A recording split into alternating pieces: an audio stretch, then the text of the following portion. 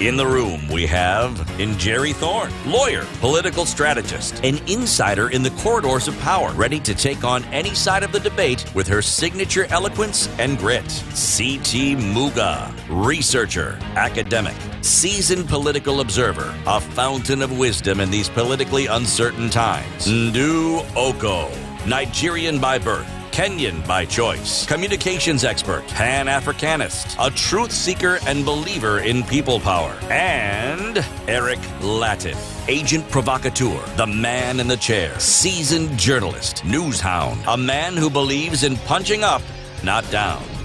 This is the Situation. Good morning to you, and how are you doing? Welcome to the Situation Room, a minute past 6 o'clock on this day, the 9th of October, 2019. It's a Wednesday, but many people consider this day to be a Friday.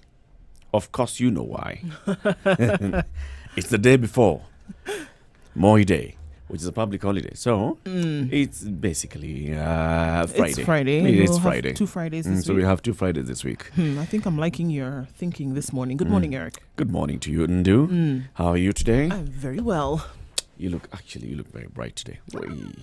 This is a good day. Did you witness the sunrise out of No, not today. Masada I think she morning? is a bit shy today. Let's see. C.T. Muga.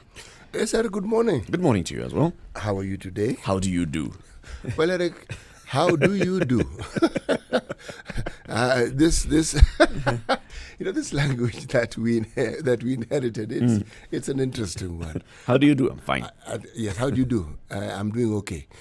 Yes, I'm doing okay. So, but the people in Punguza Mzigo Initiative, the Third Way Alliance, if you ask them how do you do, they'll tell you it's a tough one. It's going to be a tough 10 days because they have until the 20th to ensure that their bill gets the requisite majority of counties. How many days? 20th of October, that means 20 days. How many And counties remember, have there been 20th of October is a Sunday, 19th is a Saturday. That means you only have next week and Friday this week and today. Okay. 3 more counties have shut down Punguza Mzigo push for law change. This is Nairobi, Nakuru, and Makueni. They've joined Siaya, Homa Bay, Nyamira, and Murang'a in turning down the proposed law that seeks to amend the constitution. Uasin Gishu is the only one that has passed it so far. Speaks volumes, doesn't it? Is it time to call it? Time of death? Not yet. Not yet. 10, Not 10, yet. 20, How many counties so far have had an opportunity to actually debate the Punguza Mzigo bill? If we guys actually look at them, so we have Siaya, Homa Bay, Nyamira, Murang'a. We also know that there is Kirinyaga, right? That's what 5. Now Nairobi, Nakuru, Makueni. So still less than 10. Less than 10, and Yep. still what? They 30 still have, yes, to go. They require 24 counties to pass it. So we still have time for this. Well, all right. Looking at the front page of the Daily Nation, when the police become gangsters, this is actually a bit chilling, maybe a little bit more chilling than yesterday. The National Police Service Commission has warned the public to be on the lookout for a criminal who is armed and dangerous. The problem is that this criminal who is armed and dangerous Is a police officer gone rogue. And so now the public is being asked to help really look out for him. And it said no one is safe when the good guys go bad. The National Police Service Commission yesterday warned the public to be on the lookout. The announcement is a pointer to something terribly wrong with an institution whose motto is to serve whose motto is service with dignity. Some 48 police officers have been arrested and charged in court for various crimes over the past 5 weeks alone. Now, the chilling confession of an informer of how police administration officers attached to the Syokimau AP post kidnapped, detained and tortured and then murdered lawyer Willie Kimani and Josephat Mwenda and taxi driver John Moiruri is the clearest point to the underworld activities of rogue police officers. So now there is one who is out there and apparently is dangerous. The Directorate of Criminal Investigations arrested AP Simon Gishuhi Karuku and his wife Caroline Jerry Waithira in Thogoto in Kiambu County. So there's quite a lot going on. Unfortunately, there is still one police officer that they're looking for that they're unable to find. And this is a gentleman that we're now being warned about. We should look out for him. Rogue police officers. Now, in fact, still talking about the rogue police officers. Remember the case that is ongoing still about the lawyer Willie Kimani, the murder trial, murder inquest of lawyer Willie Kimani, and police officers have been charged in this. So there's a man who claims that his ID, he had lost his ID, and the killers of Willie Kimani and the other two people took that ID and went and registered and bought a phone line with that ID and registered as him. So this man, Moses Muriungi, he's a Kenya Railways employee. He says he could not be Sergeant Kamenju because the police have been saying that there's a Sergeant Kamenju, a police officer who's placed in the murder scene, in a confession by police informer Peter Ngoge. He is a lawyer. Cliff Ombeta is asking Muriungi whether he is the ghost officer, as the said Kamenju has never been found since 2016 when Kimani, his client Josephat Mwenda, and taxi driver Joseph Mwerori were killed. Imagine, you lost your ID, next, you're in court. You registered a phone number. This phone number is registered to you. This is your ID. Is this your ID number? Yes, it is. Are these your ID details? Yes, it is. Is this your full name? Yes, it is. You bought a phone line. This has actually happened in other instances about corruption as well. I mean, not just corruption, terrorism. You know, the terrorists go and actually use your details to buy phone lines. Yeah. And they do this. I think we become quite unaware about very simple processes, which we think, I mean, it's a normal thing that you would do every day. But we're being forced now to look at it from a different kind of eye to say that when this is actually happening, could it be something that could potentially get me in trouble later, or that could have me in the docks, as it were. And I was totally innocent of something. So, I mean, this has really forced us to be suspicious of even the simplest of operations that we would normally get involved in. And I think that is quite scary. Yeah, losing your ID, and the next thing you should do is actually go and report it and obtain, records that show that abstract that shows I lost my ID on this day, this place, and I reported it to the police. And this is what has happened since then. So I got a replacement, yes, but the other ID is still out there. So there's this story of 4 MPs and Raila, who's being wanted by DCI in car tax probe. Is he wanted? Is he wanted by them, or is he wanted to give an answer to some questions that they might have? So that requires a deep breath and a sigh. Yes. So Raila's luxury vehicle is among 18 top-of-the-range cars impounded by detectives over fraudulent registration claims. Right, the car has been seized as the DCI intensifies crackdown on 444 cars that authorities say have either not been paid for duty or was stolen. A search by the NTSA for registration particulars of the vehicle did not yield any results, as the DCI boss George Kinoti-led team seeks answers on its ownership. It's not clear if the car is owned by Raila or is among a pool of cars that his supporters often provide for his use during campaigns, with detectives expected to unravel the riddle. That last part of that sentence, I think, gives us a hint of what's happening here. A riddle? Not the riddle part. The supporters coming and saying, Baba, just use this car for this campaign. Baba, it's contribution. Contribution. Campaign contribution. So the source of this contribution is now questionable. So it's not actually Baba who's the point here. It's the car. Yes, and they haven't said that he owns ownership, the car. Yeah, the ownership of the car. No, he just uses the car. Okay. And then we have also 4 other MPs. One of them is Devolution. He's Devolution now. Devolution and Asal CS. Eugene Omalwa. Igembe North MP Malcolm Aore. Kuria West MP Matthias Robbie. Embakasi West George Theuri. Ex-West Mugirango MP James Gasami. Ex-Kasipul MP Oyugi Magwanga. Kirdi board member Hussein Abshiro. Yeah. And this matter of vehicles whose origin and ownership are in question. This isn't the first time Eugene Omalwa's name is coming up. I think it's the same car, isn't it? I wouldn't know, but even when one does due diligence, this is really what I'm getting to. Not that the gentleman owns his vehicle. Yeah. What does due diligence entail, and what results is it likely to produce?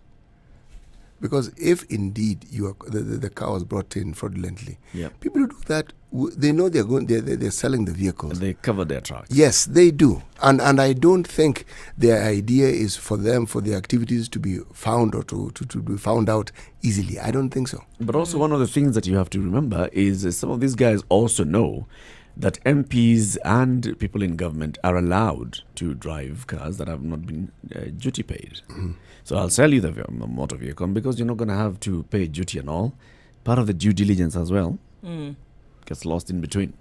Well, speaking about things getting lost, unfortunately, we're still, what I think today is now day 10 of the bodies of mother and child not having been found in the Likoni Channel. And it's being reported that the government could be biting off more than it can chew on the Likoni ferry tragedy after it emerged that only 4 spots have been mapped as opposed to the 14 indicated earlier. By yesterday, the government had not deployed equipment that could help retrieve the bodies of Miriam Kigenda and her daughter Amanda Modeo. This despite assurance on Sunday that it had acquired more tools for the task. And so now by Tuesday, it appeared that actually this is not the case. And I wish we didn't have details like this, now marring this whole thing. I wish it was something else. Consider also that those details just keep exposing the underbelly. Exactly.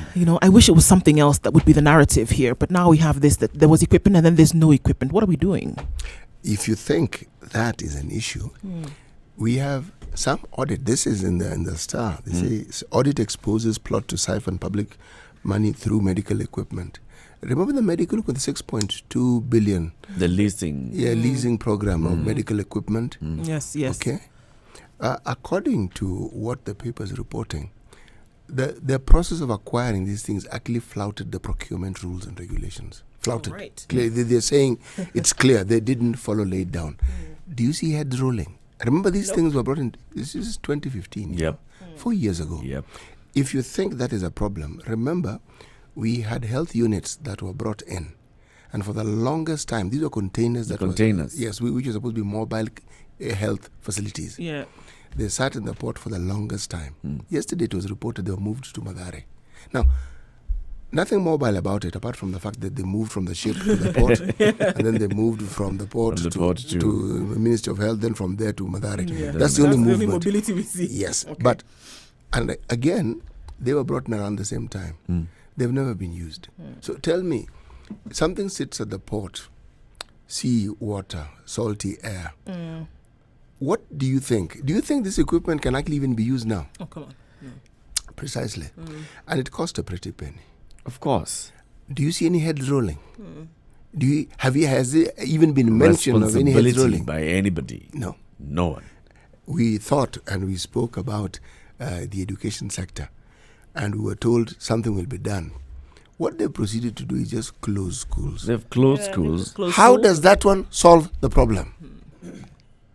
Because we know that many of these these schools had been flagged as having problems over From the very beginning. 5 years ago. 5 years ago. Yes. Right.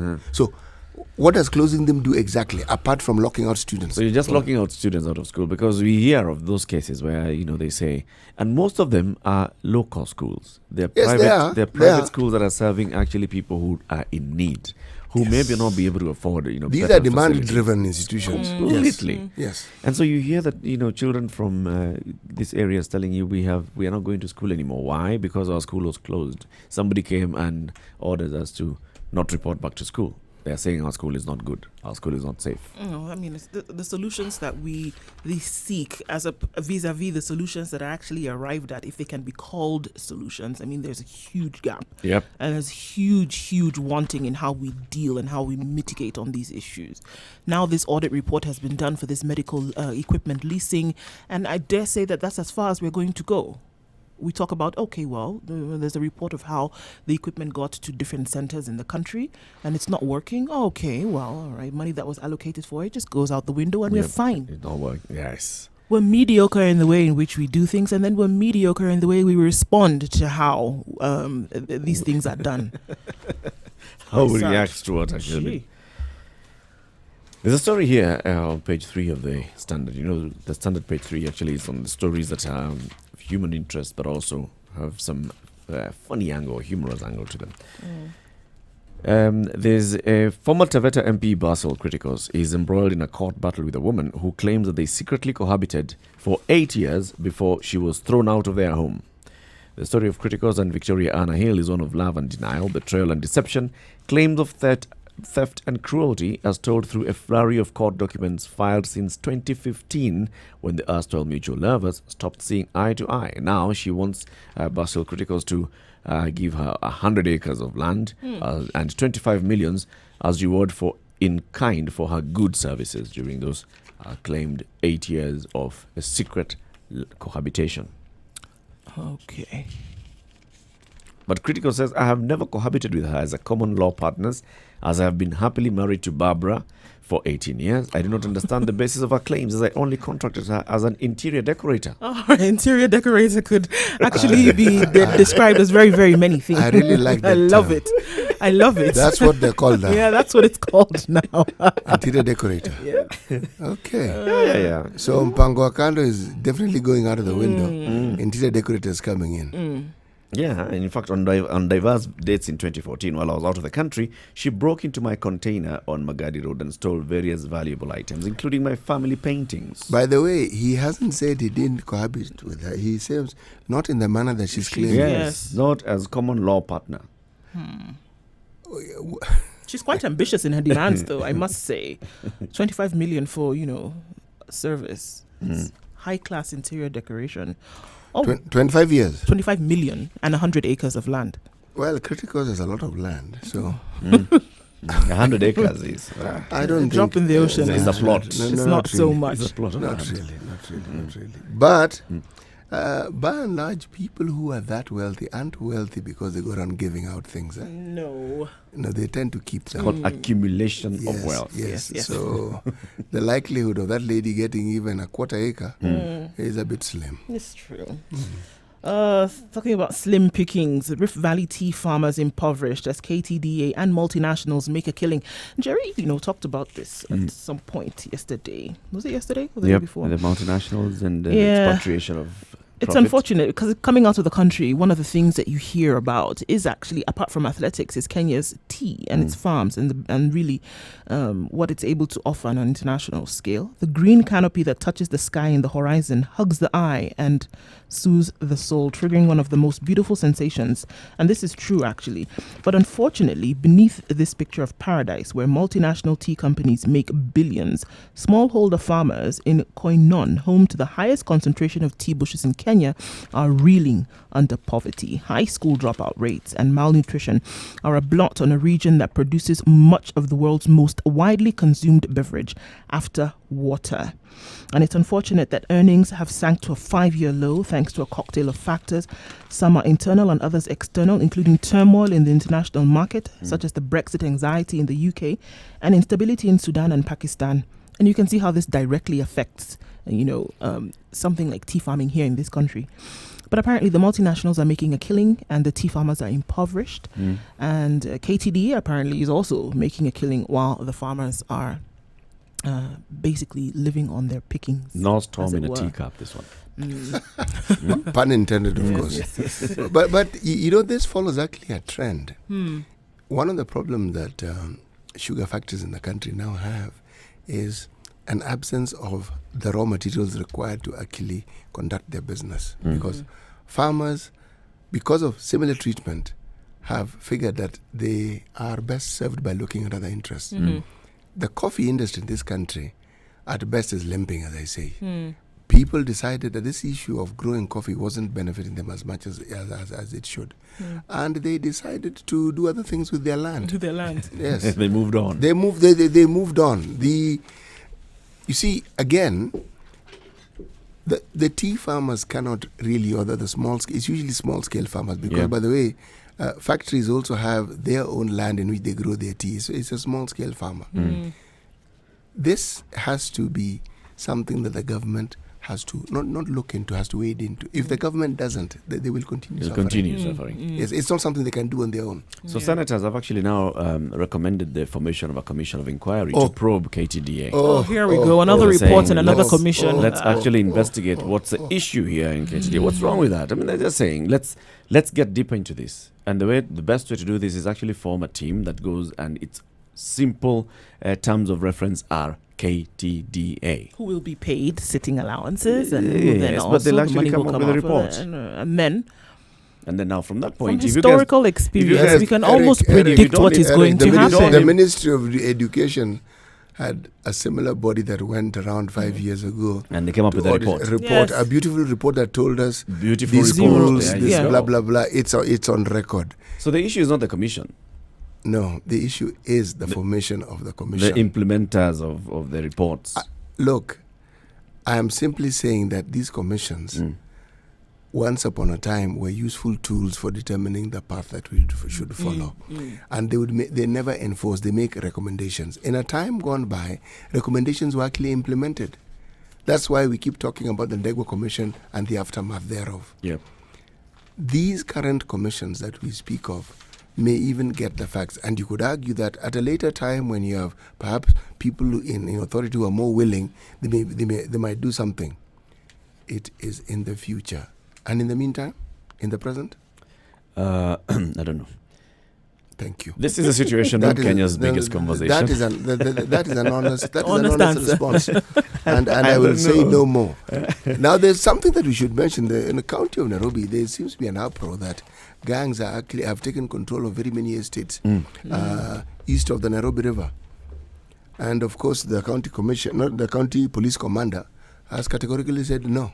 People are living in harmony. Now, There are you no see, gangs. There's no. He says residents are safe and secure. Because of the gangs. Yes. Yes. He hasn't said because of the gangs. He what said I they're mean. safe and secure, and I'm saying he is actually right up to a point. But he dismisses claims that gangsters have taken over some parts. He dismisses it. Maybe the gangsters should actually come out and say we have not taken over. Just like we are seeing, Maina Njenga has dismissed fears of a possible resurgence of the group in some parts of the country. Njenga is saying there's no such thing as Mungiki. Mungiki was disbanded a long time ago. Anybody who's operating like that, those people who were doing that in Gatondo, those are criminals. That's not Mungiki. And Mungiki And Mungiki are angels. What And were they? Mungiki were? A religious sect? Yeah. Oh, Okay. They were a self-help group. okay. Remember, you can download the Standard e-paper app on Google Play Store and Apple App Store. And once you download it, then you'll be able to access all of the Standard Group's publications online just by paying a simple one-off fee. And then you'll be able to access all of those things, just one fee per month. And you are able to access all this. This is the Situation Room, 23 minutes after 6 o'clock. Good morning.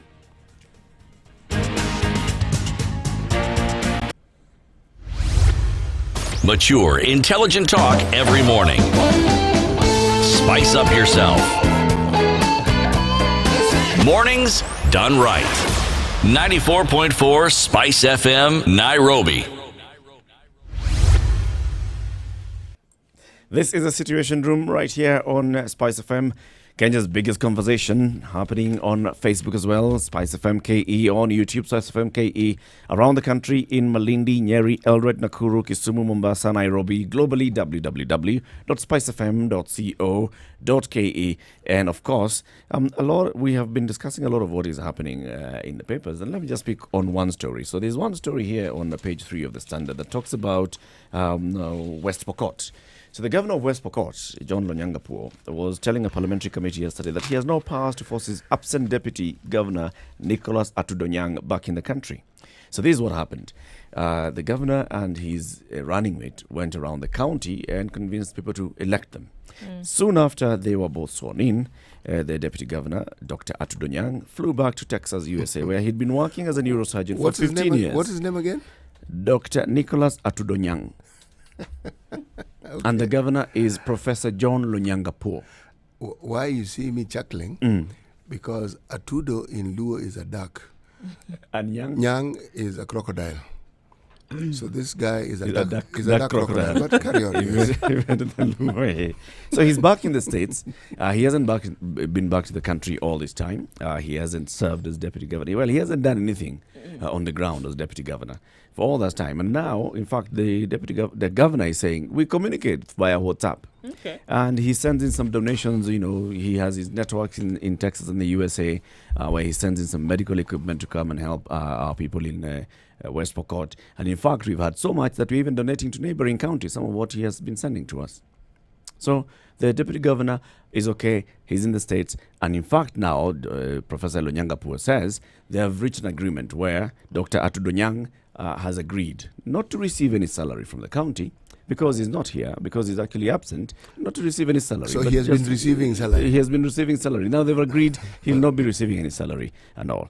And I want to raise that question this morning and say that deputy governors, not just governors, deputies, deputy governor, deputy president, are principal assistants.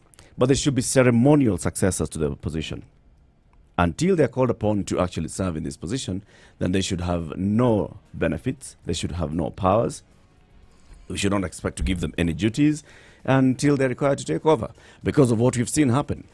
We've seen deputy governors who are coming in and clashing with their bosses, and yet they don't have a job, and they're claiming, I need my office, I need my cars, I need my security officers. What's your job? Your job is to wait until anything happens to the main man, or the main woman in this case, and then you take over office. So let's just say deputy governors should be ceremonial successors to the position. No job, no pay, no nothing until we call upon you to take over. Okay. Did you say deputy president as well? or As just well. Okay. Deputies. Well, of course, it's in the Constitution that the deputy president shall be the principal assistant of the president and shall deputize the president in the execution of the president's function. So deputizing is what we need to establish, the definition of what deputizing might be. But Why are we limiting this thing to deputizing? We've been discussing amending the Constitution. Why don't we amend this one as well while we're at it? Yes. Your suggestion is a good one. And actually, it's what we should do. But since there's a spirit afoot, a spirit of amendment, yes. We ride on it. Well, experience, ask. You tell me what you think the role of these deputy governors are and what it is that they do. One might even argue their functions are far less in the county system than the CECs. They're also required to deputize. The So- governor. You know, Required to deputize the governor. And may be called upon to perform other duties, ABCD. But you see, practically we know that the governor is in charge, right? And the deputy governor has no portfolio per se in that county, unless he's given that portfolio by the governor. And until or unless we have an issue where there's a vacancy in the office of the governor, where the deputy now takes over in an acting capacity or substantively, then what's the problem here? Why are we saying that we should continue? Why are we paying this person? Why are we spending so much money on this person? Why are we placing expectations on this person? They feel the pressure. People voted for me. I went around and told people to elect me, and then I'm not doing any job. And that's where now the clashes start happening, because everybody's saying, I was also elected, CT. I'm your deputy. But remember, both of us were elected. let me ask The people you, expect me to also do the process something. of electing a governor and the deputy.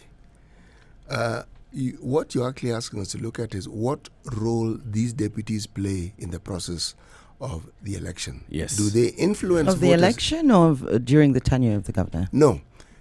You see, the relevance starts with the election. The When you- election. Absolutely. Yes, when you have a deputy, he or she must have some value.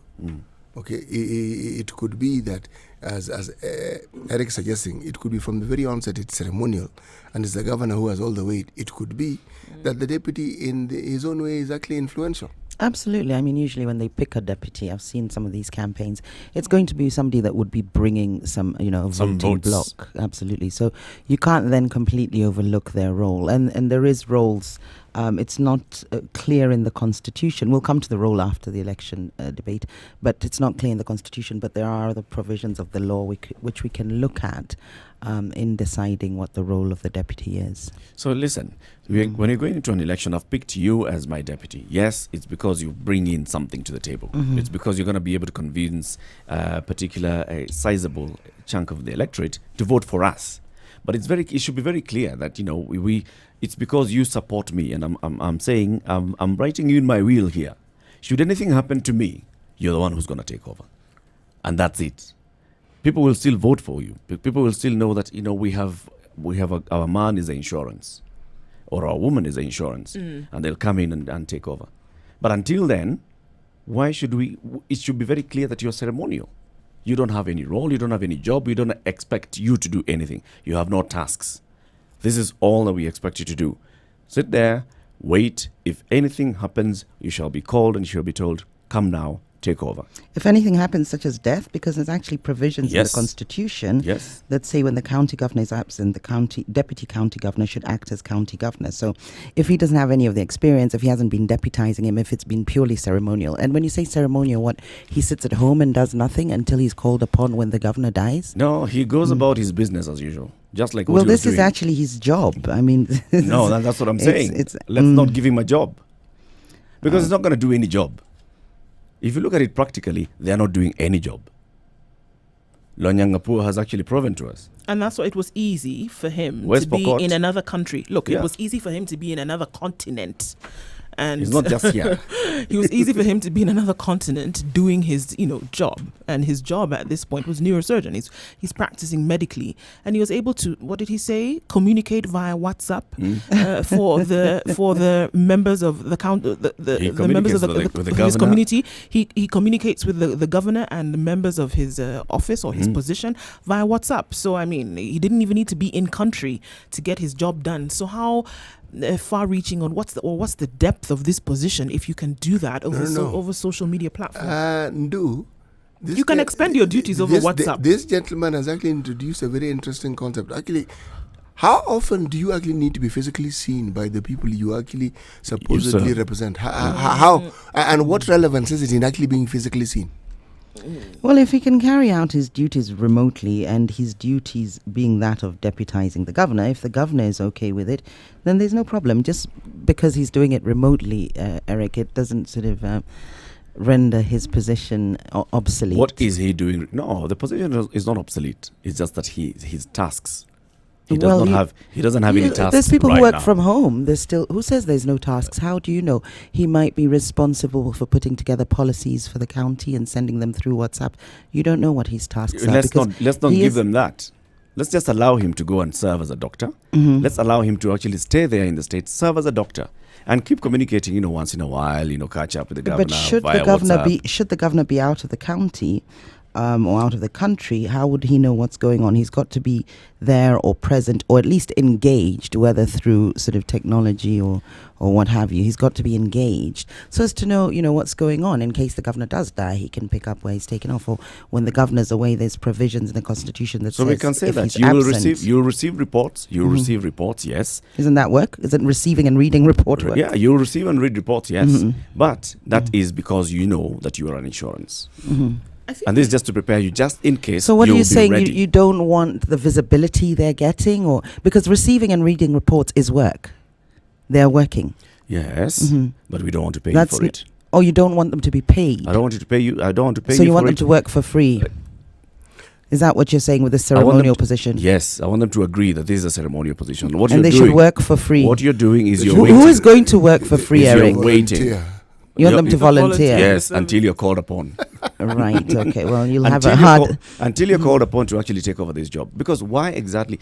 You see, the kind of problems we've had, and you're mentioning about a governor being outside the country. When a governor is absent outside the country in this Kenya, or even wherever, it doesn't mean that the deputy actually goes into the office of governor. There's a provision for that in the Constitution. Article 179 of the Constitution says that when the county governor is absent, the deputy county governor should act as the county governor. All right. And now, how is he going to act? Absent is defined in that same Constitution. How does he? If we look at this case as an example, clearly in that if the deputy is supposed to Absent is not he's out of town. If he's supposed to temporarily act or speak on behalf of the governor and he's not in the country, how then, this is just one example, how then will he expend his duties? How would he actually do that practically? Via WhatsApp? How would he do that? And also, let's go back to the thinking behind our politics and our elections and how we vote. For a deputy governor to come into play and the partnership to form, he's bringing something to the table. Ideally, a sense of representation for a particular area or certain wards or a particular demographic within that county. That's usually the partnership, or will be the benefit of the partnership that's formed with the governor. That's why he would choose a particular deputy. Now, when those people feel that their governor is not represented in government, in county government in any way, they'll be aggrieved. So people want to feel their guy is there, whether it's people from a certain ward, people from a certain demographic. It's important that he's actually seen to be there as well. So we've got 46 counties that have deputies, right? One of those counties we know is a deputy who's living in Texas, USA. The 47th county does not have a deputy. So tell me how the other 45 are actually feeling their guy. Well, you can see with, let's look at Nairobi. I would say there's two tribes in Nairobi. The tribes being sort of the business community who would want the technocrat, and probably had that in Polycarp Igathy. And then you've got sort of the working community who are for Sonko, what's the word for it? But, the people. So those are the two communities I would say are here. And you can feel the frustration of the business community in not having that technocrat here. You can see Sonko being frustrated as a result, and you can see other politics playing and undertones coming through where, Sonko is constantly being accused of things. You can see some tensions and push and pull between the two communities.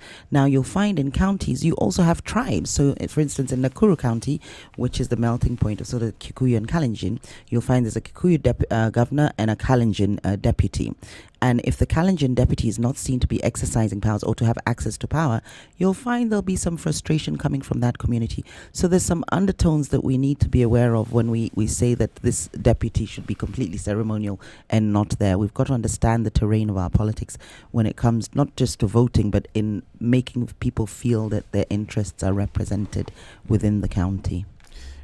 There are 10 members of the county executive committee, right? 10 cabinets. Those 10 will represent all those interests. And those 10 are actually serving and doing work and doing a job. And they'll be seen by their people to be working. They've been appointed by the governor. They are out there. They are working. The deputy is there. He's what many deputies are doing. No, the deputy is second in command after the county governor. So they play a vital role in the management of the county government. They actually don't. About managing. They do. They actually don't. They do. Go around he's second in command. Yes, but they actually don't. Practically. You see, we've got to be aware of what's happening in the country. Let's actually be aware of this as well. They don't do anything much apart from the governor feeling like, well, you're coming too close. You need to stay there. You need to be a bit far. Give this guy 2 vehicles, and if he starts misbehaving, withdraw 1 vehicle. That's what's happening. I'm not sure what's happening on the ground in each county, but I can say that they do play an important role, and they have to be seen to be there because they're also this role is?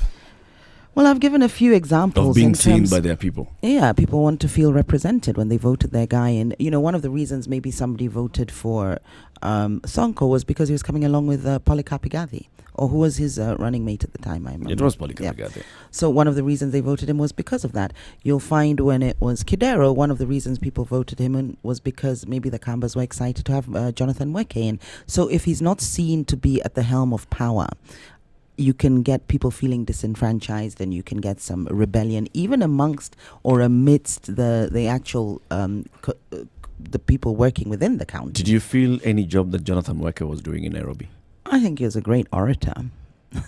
In what cases? In how many instances? In public rallies or in meetings? Eric, Jerry's not going to answer your question. If we look at how the county would be impacted moving forward, or even fulfilling the mandate to which the governor has been put in place, are we saying that we can feel the direct impact of a deputy? Like Nairobi, for example, it's still moving along, aren't we? The boat is still sailing. It hasn't sunk yet. Nairobi is still moving forward. There's still projects that are happening. Things are still going on in this county without the presence of a deputy. As we're having this discussion, you must remember that this isn't new. No. During the time of President Moi's presidency, there was a period of, I think it was about 9 months, when we didn't have a vice president. The country didn't function.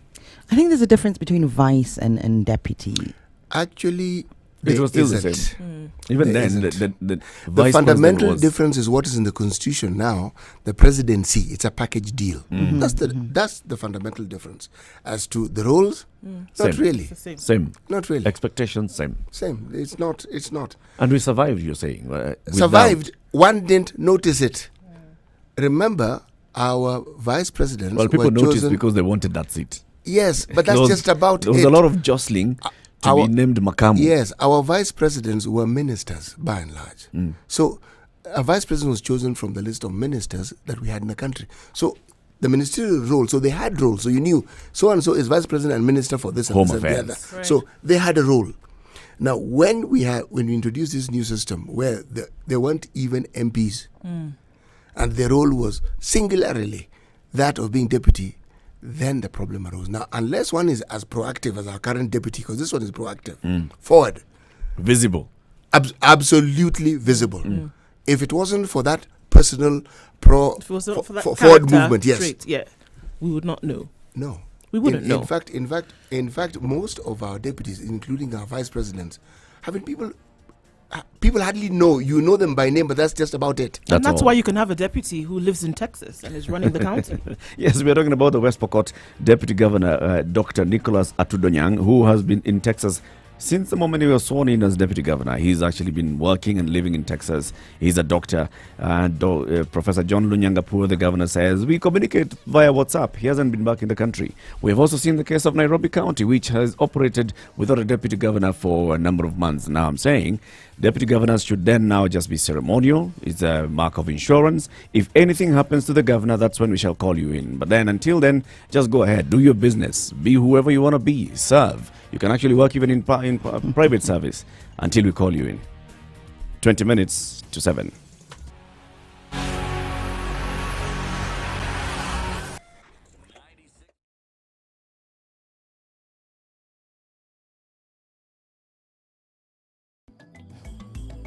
How well do you know your country?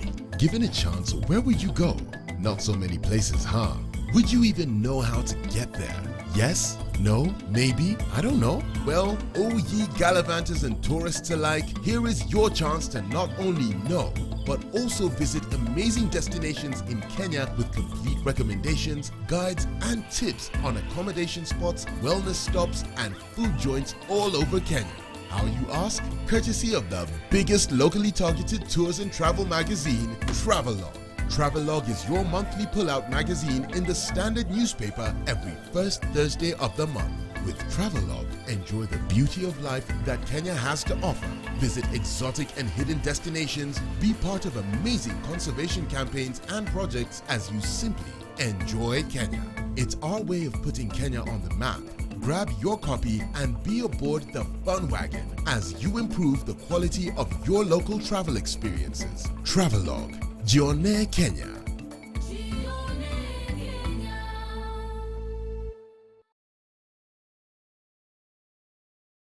Tired of living your same old life? Need to spice it up and add some flavor? Well, we can help you go from living to living it up. East Africa, are you ready to be a part of the most vibrant entertainment scene with the best, freshest music, travel tips and destinations, fashion, tech and health trends, as well as your favorite celebrities' lifestyles? Introducing your favorite entertainment magazine, Pulsar, the ultimate all-in-one guide that will give you more meaning to life. Catch up with your celebrity writers and contributors to stay up to date with what's happening around you, where and how you can be a part of all that. Classic soul, R&B, smooth jazz, neo soul, and nostalgic ballads. Make some noise. Yeah! You're listening to Spice FM. It's not every day that you meet a centenarian. Take, for example, the Standard Group. We have been here for over 100 years, and our secret to longevity has been but one: the magic of service. The magic of serving you, our customers, has given us so much life, and we could not have been here without you. We thank you, and we will continually endear to serve you to our level best.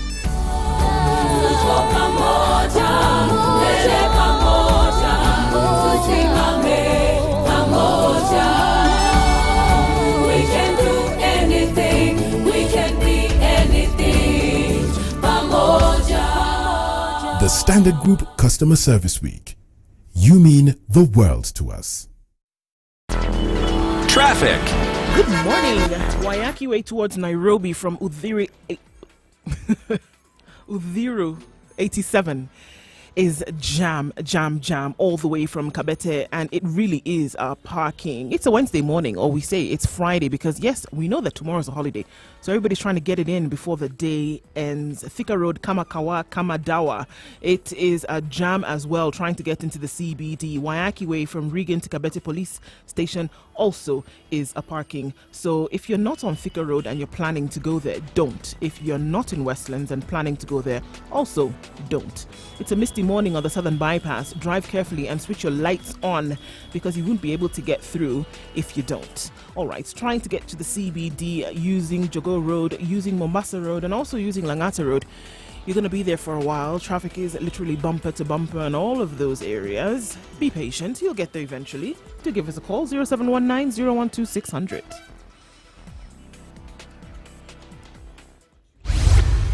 Mature, intelligent talk every morning. Spice up yourself. Mornings done right. 94.4 Spice FM, Nairobi.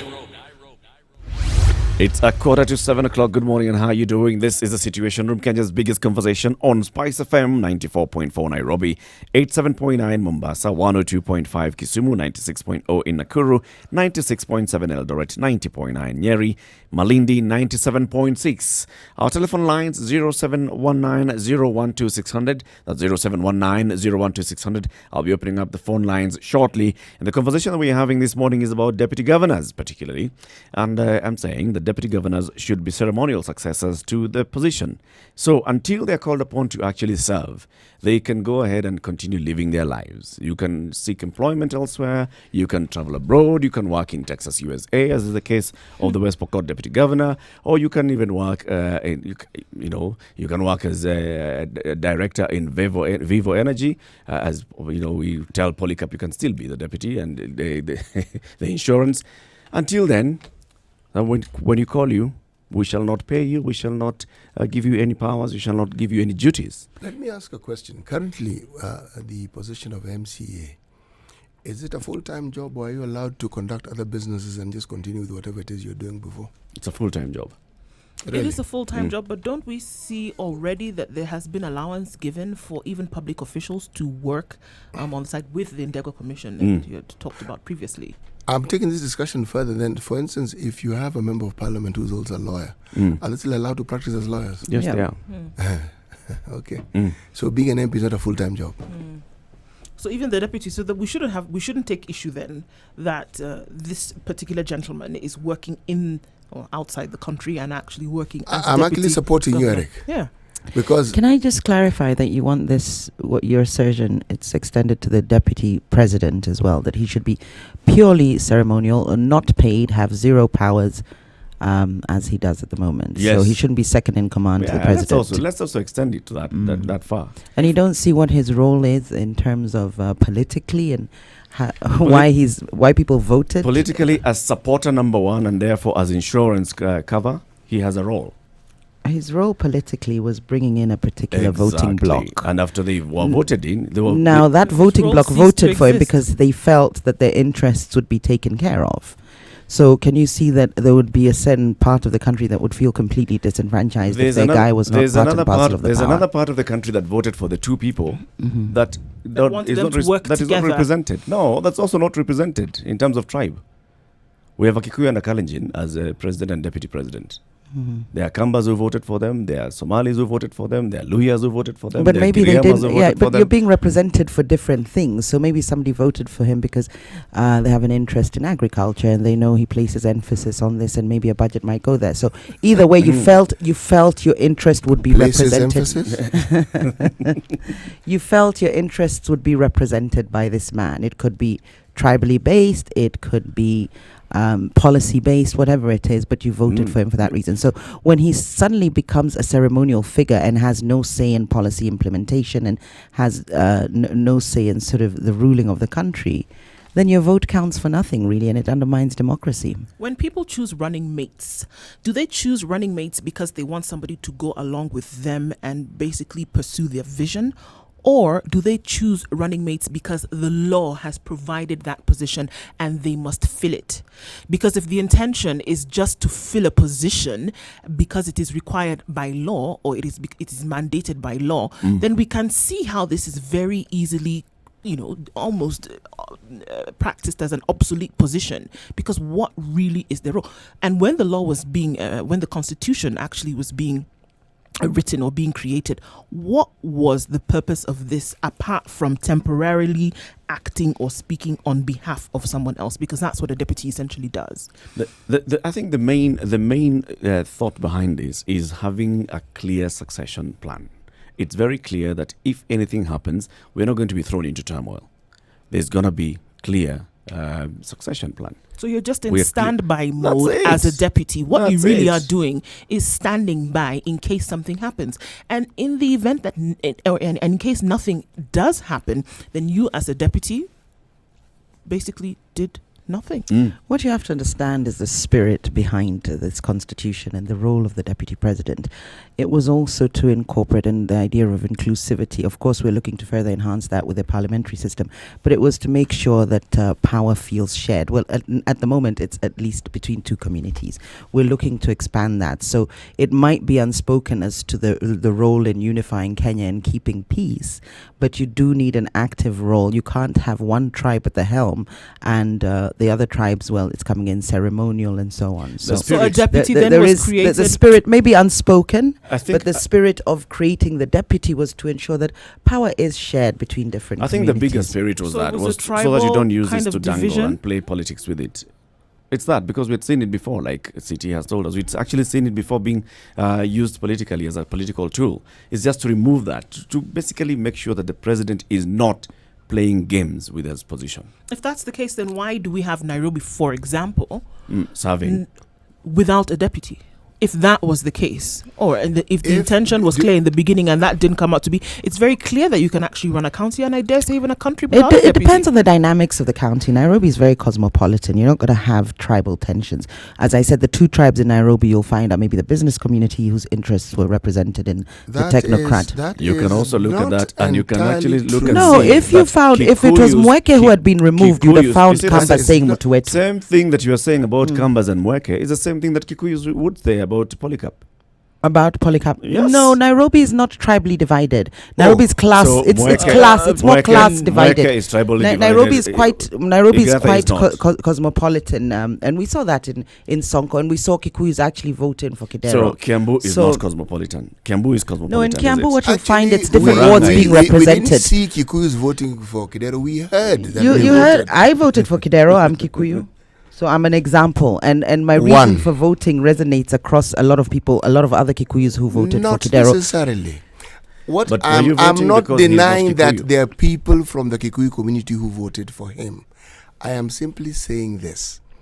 Whereas there is a point in what you're saying, Jerry, we can never run away from the way we think tribally in this country, especially during elections. Absolutely, Especially. and I am more the biggest than reinforcers. any other time. I am the biggest reinforcers of talking about us in tribal blocks. But what I'm saying, in Nairobi, it's not as apparent, or it's not as amplified. It's not as important. Tribe is not as important as in other parts It of the actually country. is. You're not It going to actually find. is. it's- Tell me- tell me- tribe is tell not me- as important. tell me one It is. county. It Tell me is. one county. So you'll where find it's- somebody like Sonko is tribeless. Sonko did not run on a tribal narrative. Sonko ran on a different tribal narrative, which is more a class system. How many And that's tribes- what if we have looked- in Nairobi. So How then many why tribes would do you it have in why West would it Pokot? be then that if we had the Kidero Mweke combination and if Mweke had been removed for whatever reason or if he chose to resign, Kambas would why have- then would we have had Kambas up in arms saying that our person was removed if Nairobi is not a tribal sector?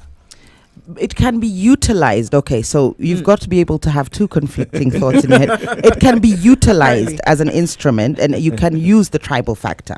But Nairobi isn't inherently a tribal-based politics It is. playground. No, It is. No. When people... So people voted for Sonko because he's Kamba? He is No. unique.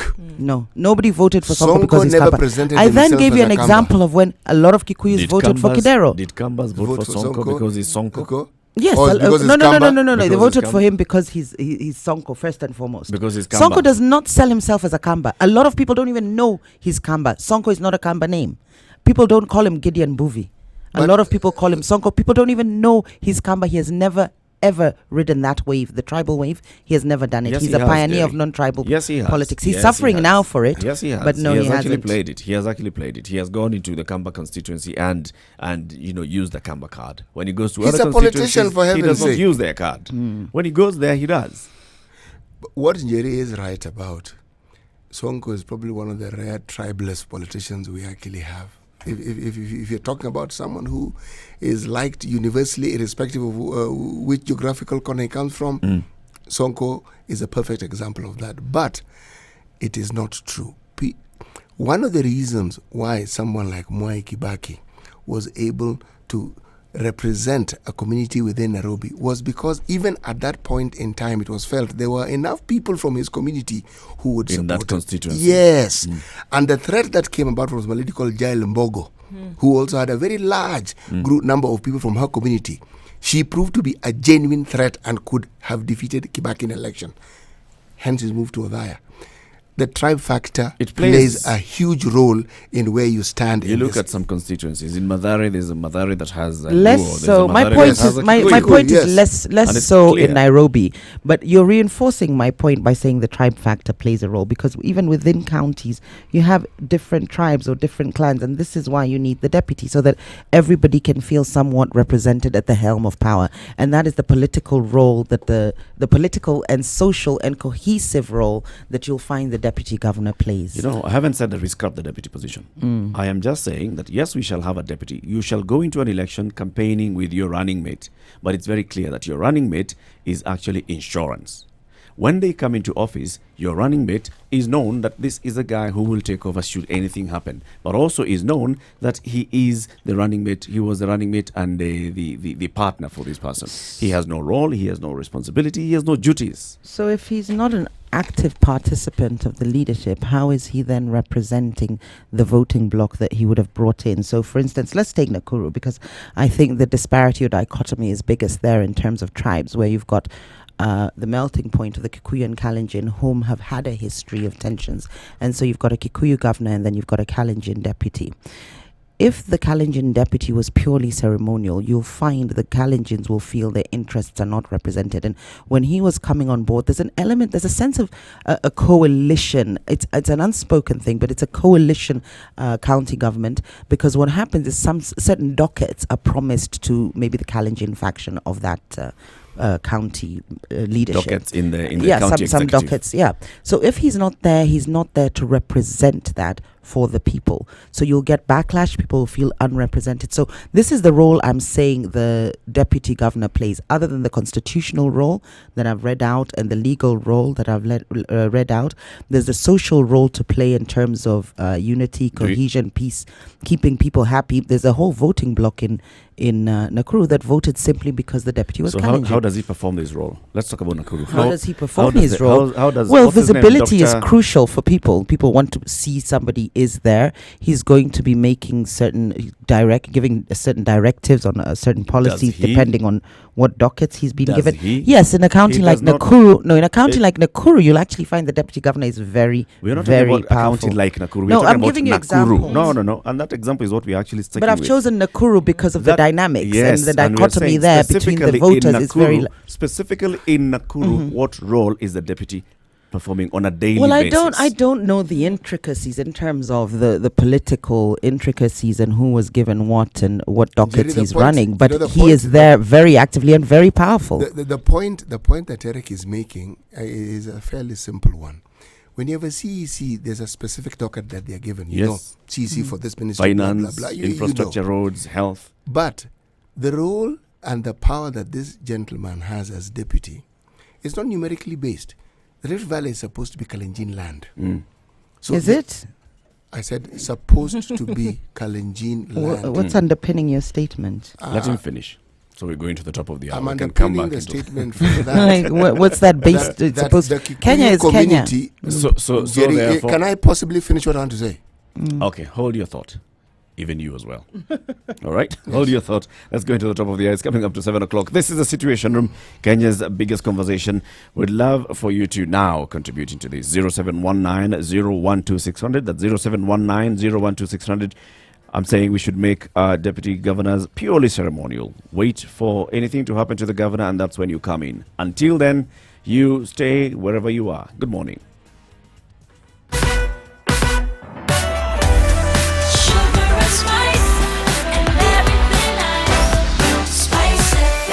Spice up your life. Traffic. Nothing much changed. Trying to get into the CBD from Mombasa Road. Traffic is bumper to bumper, and we have the same situation on Langata Road as well as Ngong Road. Ngong Road is definitely catching up to snail's pace, where it's not really moving, but we'll get you there eventually. We already have reports of issues on Thika Road, which is normal for Wednesday morning, right about this time. Like we said, it could be deemed as Friday, so a lot of traffic on the roads for people trying to get home to enjoy the holidays tomorrow, and we can already see evidence of the same. If you get stuck and are looking for a way out, do let us know, and we can share what information we have. Or if you find an alternate route, let us know as well. Don't forget the number 0719-012-600.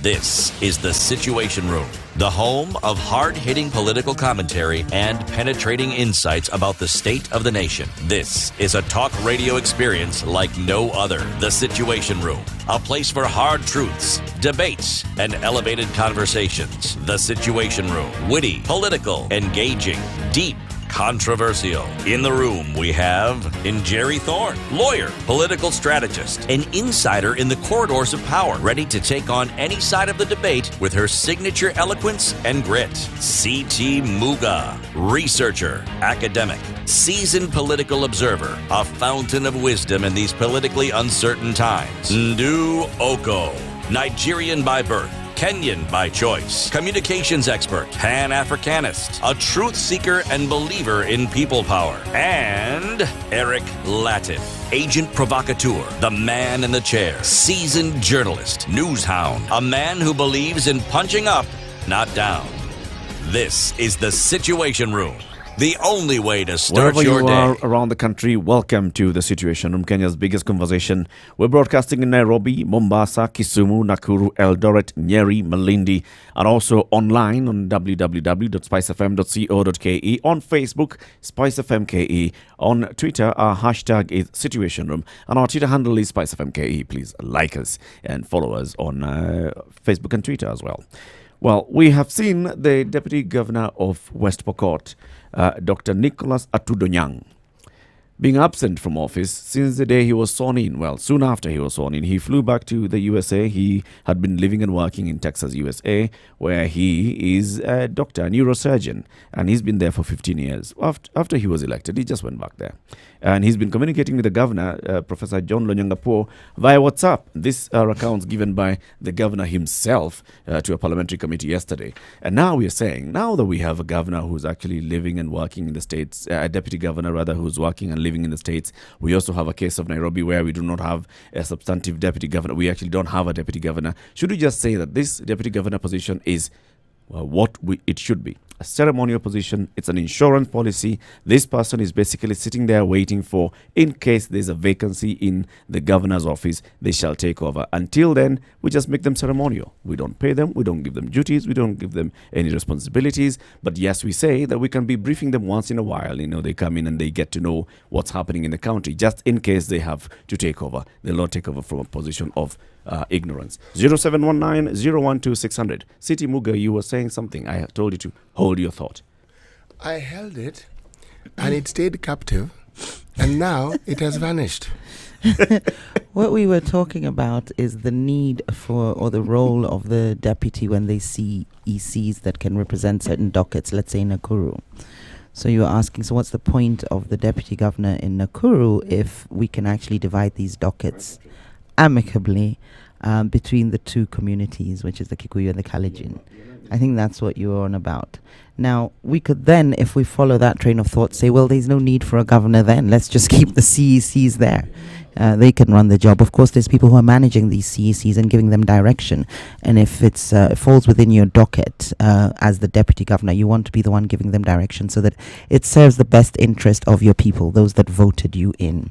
So the deputy governor does play a serious role, first of all, legally. Of course, in the constitution, in the absence of the deputy, in the absence of the governor, he must step in. So the it's practical that he's there so that he knows exactly what's going on. He plays a role socially in making sure people feel represented and power is shared even at county level between the different demographics. As I've given an example of Nakuru, Kalenjin and Kikuyu. It could be in Kiambu. It could be, I'm not sure what the demographics would be there, but the different wards. In Murang'a either, in Machakos, in Kitui, in Mombasa.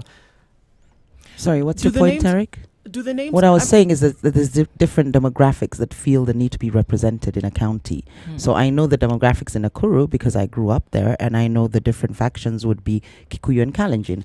In Nairobi, Jerry, it's not rocket science. it's So what not I'm saying just is in Kikuyus different and counties. Kalenjin. No, More. what I'm saying, those There would be are the two. more. No, Of course, they're there are not. more. But when it comes The to point I was political trying- brinkmanship, it will be those Yes. two at loggerheads. So let me ask you, Jerry. So in different counties, you'll have different dynamics and different demographics. So for instance, at the coast, you'll find the Mwarabus and the Africans, and you'll find Joho will get a deputy from the Mjikenda tribe.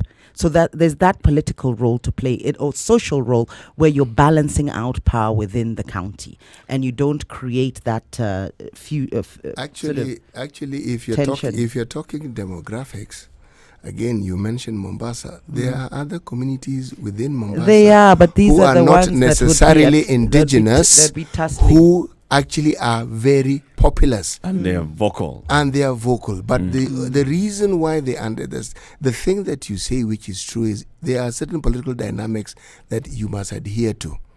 This is their land. The Mijikenda, they are indigenous to that land. The Swahili are also indigenous. The other people within Mombasa are called Watu Wabara, just so that you understand. By the same token, I understand. I want to discuss No- the ones that are, No. will have an impact on the politics of Mombasa. I was just giving but examples. My the point people I'm is the referring deputy to, governor the has a so-called role. Watu Wabara have a serious impact on the politics of Yes. places like Mombasa. Now, the And you have point to the bring them point in. I was making was I was giving an example of dynamics in different counties. I've given Nairobi in terms of the social class divide, or the business community and the not business community, so to speak. And then you've got Nakuru. I gave the Kalenjin, Kikuyu. Those are the two sort of most politically speaking, those are the two factions you'd find. So the deputy governor does play a role socially in ensuring everybody feels represented politically, and also sometimes you know from, and we saw it I think with Sonko, and of course I'm speculating here, so please don't quote me. You saw it with Sonko, whereby the powers that be wanted to keep an eye on the guy. So in having a deputy close and working with him, you can have central government actually, do some checks and balances on counties, certain counties. Yet that divide goes beyond just the governor. And It the may deputy. do. Of course, I'm being very aesthetic about Yes. it. We could write a whole PhD No, about it's not it. a I'm being very PhD. surface. It's not a PhD. Every government, whether it is a county government or a national government, considers the dynamics of the population they have. You will find, for instance, even in the county of Nakuru, you may find a speaker belongs to a different community other than the two you have mentioned. Absolutely. My list is not exhaustive. I'm not saying that's it. I'm giving you examples. What you are saying makes sense, the but dynamics the examples that play you're out. giving are not argued well, because do you want to argue them well for me then, CT? No, I don't actually want to. I just want to correct you. My point here was to give you facts. I wasn't arguing a point. That when you give an example like that, the premise should be, you actually said it, but you didn't emphasize it. The political dynamics of the Rift Valley dictate that you take care of certain primary interests. Is it my articulation that you didn't If like? you said that, I wouldn't be arguing with you. No, it's my articulation. You're not Which is happy all with. okay. You know, at the end of the day, when you're playing politics, you will you'll take care of all these factors. If today, for example, the position of deputy governor was totally scrapped, and I'm not saying let's scrap that position. You have got to get me right. I am not saying let's scrap that position. I'm saying let's have that position there, yes, but we know very well that we do not expect you to actually have duties. So we don't clash in. I think so it allows you to fly abroad. I think if we want to look at it, then what we're saying is that if this individual is acting purely on a social role, then more responsibility needs to be placed on his or her shoulders. And I look at what happened with Moody Awori, for example. He was the vice president and he was also the minister, I believe it was for Home Affairs. Yeah, Home Affairs. And he worked as the vice president. But at the same time, he had other roles which he fulfilled. And so what we look at is, it may be glamorous because you say, okay, it's a social role. He's here to help and he's here to also, bring in other issues of the ethnic divide, etc., etc. But if they were given additional responsibility, something else that you can do, expend your duties on a national or government level, do something else. Exactly. Do something else while you're there. In the event that something should happen or you're called on to represent the governor or to represent the president, as it were, then you fill in that role, but also have something else that can be at least seen as a job. So you're saying that we should actually now even go the other way around and say, if we have a deputy, then that deputy should have portfolio. There must be a portfolio that they fill. Must be another job that they do. Other than that of deputizing. Other than that of deputizing, which in most cases is waiting for something to happen so that you may fill a spot. So we could go through an entire. To be told what to do. All right. Or because what the danger of that is that we could sit through an entire term, and unfortunately nothing happens to the guy. Nothing is going to happen. He's not going to die. He's just going to continue in his duties. So what have you done for the last 5 years apart from earning a salary? And he can't just fill what to do. And that is a character or personality trait, and so he's an exception because he is outspoken and he's forward driving. That's very different. But you have some people, pick a county, let's ask who the deputy is, throw a stone and let's see where it lands. Let's stipulate that let's go to deputy governors have deputy governor, and can we feel the impact of what they are doing if we're going to look at it from they've been brought in to divide. Actually, deputies are chosen for that very purpose. They are not supposed to have an impact. Exactly. So now I'm saying that they should have an impact and give them a portfolio to carry. Give them a job to do, apart from basically sitting and looking flowery. But give them something to do. Mike Pence brought in the church, the Christian voters, and that's it. Look at someone like Al Gore. Al Gore, we remember him till today as a vice president because of a lot of the work that he did concerning the environment. He's remembered till today. He didn't just, he was an outgoing when personality. When he was vice president, he was doing none of that. He actually started that afterwards. And then we remember him because we think that he actually won. That Bush played him. That Bush got Kenyan advisors. Yeah. See, that's it. I'm saying, remember, look at Mike Pence. Yes. True. He's the vice president of the USA. And then? That's it. In fact, until you mentioned him, I'd actually forgotten that there was such a person. Yes. The Secretary of State is more powerful, is more visible, has more impact. Deputies or vice presidents by their very nature are not supposed to be important. I think it depends on the country. 0719 012 600. I had Patrick on the line and then it dropped him. So Patrick, if you could please call back. 0719 012 600. Jerry. Yeah, I was saying it depends on the country. You've got to understand the dynamics in Kenya and the political and tribal divide that we have in this country. So when I talk about the roles that they play, it's not necessarily a tangible role. It's unspoken conventions that we have amongst us as societies and understanding that representation is key. People want to feel, it's a very simplistic approach, but people want to feel our guy is there. They feel they'll get something. And this is the role I keep emphasizing, that social and political role they play. So it's not a tangible role per se. You don't necessarily see him going places or doing things, but just by being there there, he serves a role or a purpose in making people feel that they're represented, which is crucial in a democracy. How does my proposal remove that purpose? If he's not there, if he's not being paid, if he's not actively participating in the politics, if he's not seen to be actively participating. And you have to remember, the way some of these counties run is almost like a coalition government. Yes, but no. Many with of them, the governor is quo, the with boss. the present state Of course, of the things. governor is the boss, but there's the governor is actually the one who's Yes. seen, and No, it's not a coalition. A coalition implies a certain sharing. That there's sharing of power. and There's equality. sharing. There's sharing of dockets. Believe you me, in certain, depending on the dynamics. So I've given an example in Nakuru, for instance. You'll find that, whereas you'll find maybe in Nairobi, certain ministries, county ministries, will be given to people. So you'll find maybe business, industry, and so on will be given to people coming from Igathi's side, or would have been given to people coming from Igathi's side. So either way, the dockets are shared out, and then you want whoever the deputy governor is to be at the helm of those dockets. So you don't want him absent.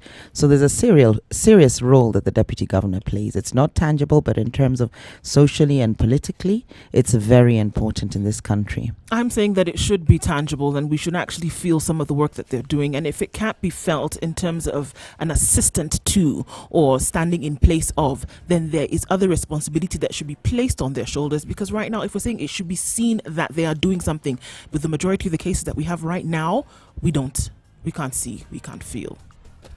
Well, the conversation continues. 0719-012-600, also on Facebook, Spice FM KE, and on Twitter, hashtag Situation Room. And you can tag us on our handle, Spice FM KE. Good morning, it's 7:15.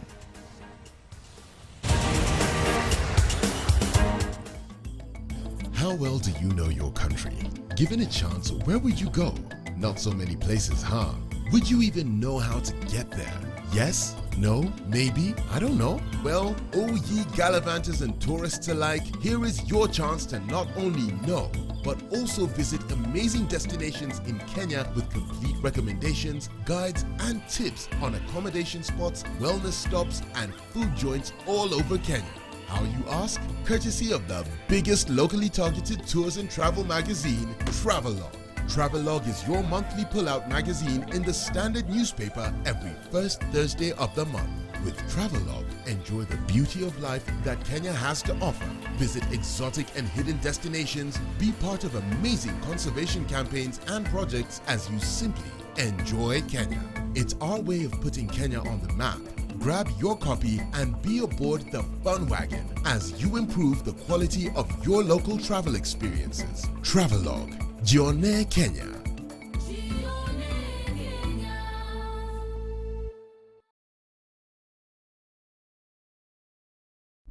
Classic soul, R&B, smooth jazz, neo soul, and nostalgic ballads. Make some noise. Yeah. You're listening to Spice FM.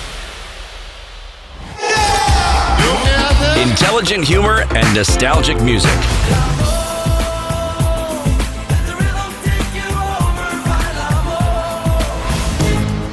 Well, good morning, and how are you doing? 16 minutes after 7 o'clock. Yes, that's part of the show. Biggest conversation in Europe. We have the phone lines 94.4 Spice FM, Nairobi. 012-600. Should the deputy governors just be made ceremonial, or should they be given more portfolio so that they have more visibility and more work to do in the counties? Or should we just leave it the way it is? I go back to the example of Moody Awori, and he's one who stands out for me very clearly as having done something else. And so he was felt not just as somebody who stood by in case something would have happened to the president, but somebody then who was also very involved in what was going on with the citizenry of this country. Actually, the constitution then, every vice president had a different docket. It's not just Moody. Every vice president. So was, yes, you are first of all a member of parliament, one role, and if you are made a minister, second role, and if you're vice president, third role. So now, as we're talking about amending the constitution, because obviously we're faced with questions that have come up, and we said, okay, here we are, and we have deputies all over the place. We have deputies in terms of, county government. We have that on national government as well. And we're saying that, okay, it looks as if we have individuals who are standing there for social and political, purposes only. So we're saying actually do something that will propel the country forward. So we're saying, okay, in that case, if we're looking at amendment, then we should amend it so we give them an actual Deputy job Governor to do. and CECM And it sounds for so simple. transport. It sounds so simple, but actually give them something to do. Let me open up the phone line. 0719-012-600. I've got Edwin calling in from Nyeri. Good morning, Edwin. Fine, thank you, Larry. I wanted to make this suggestion. Yes.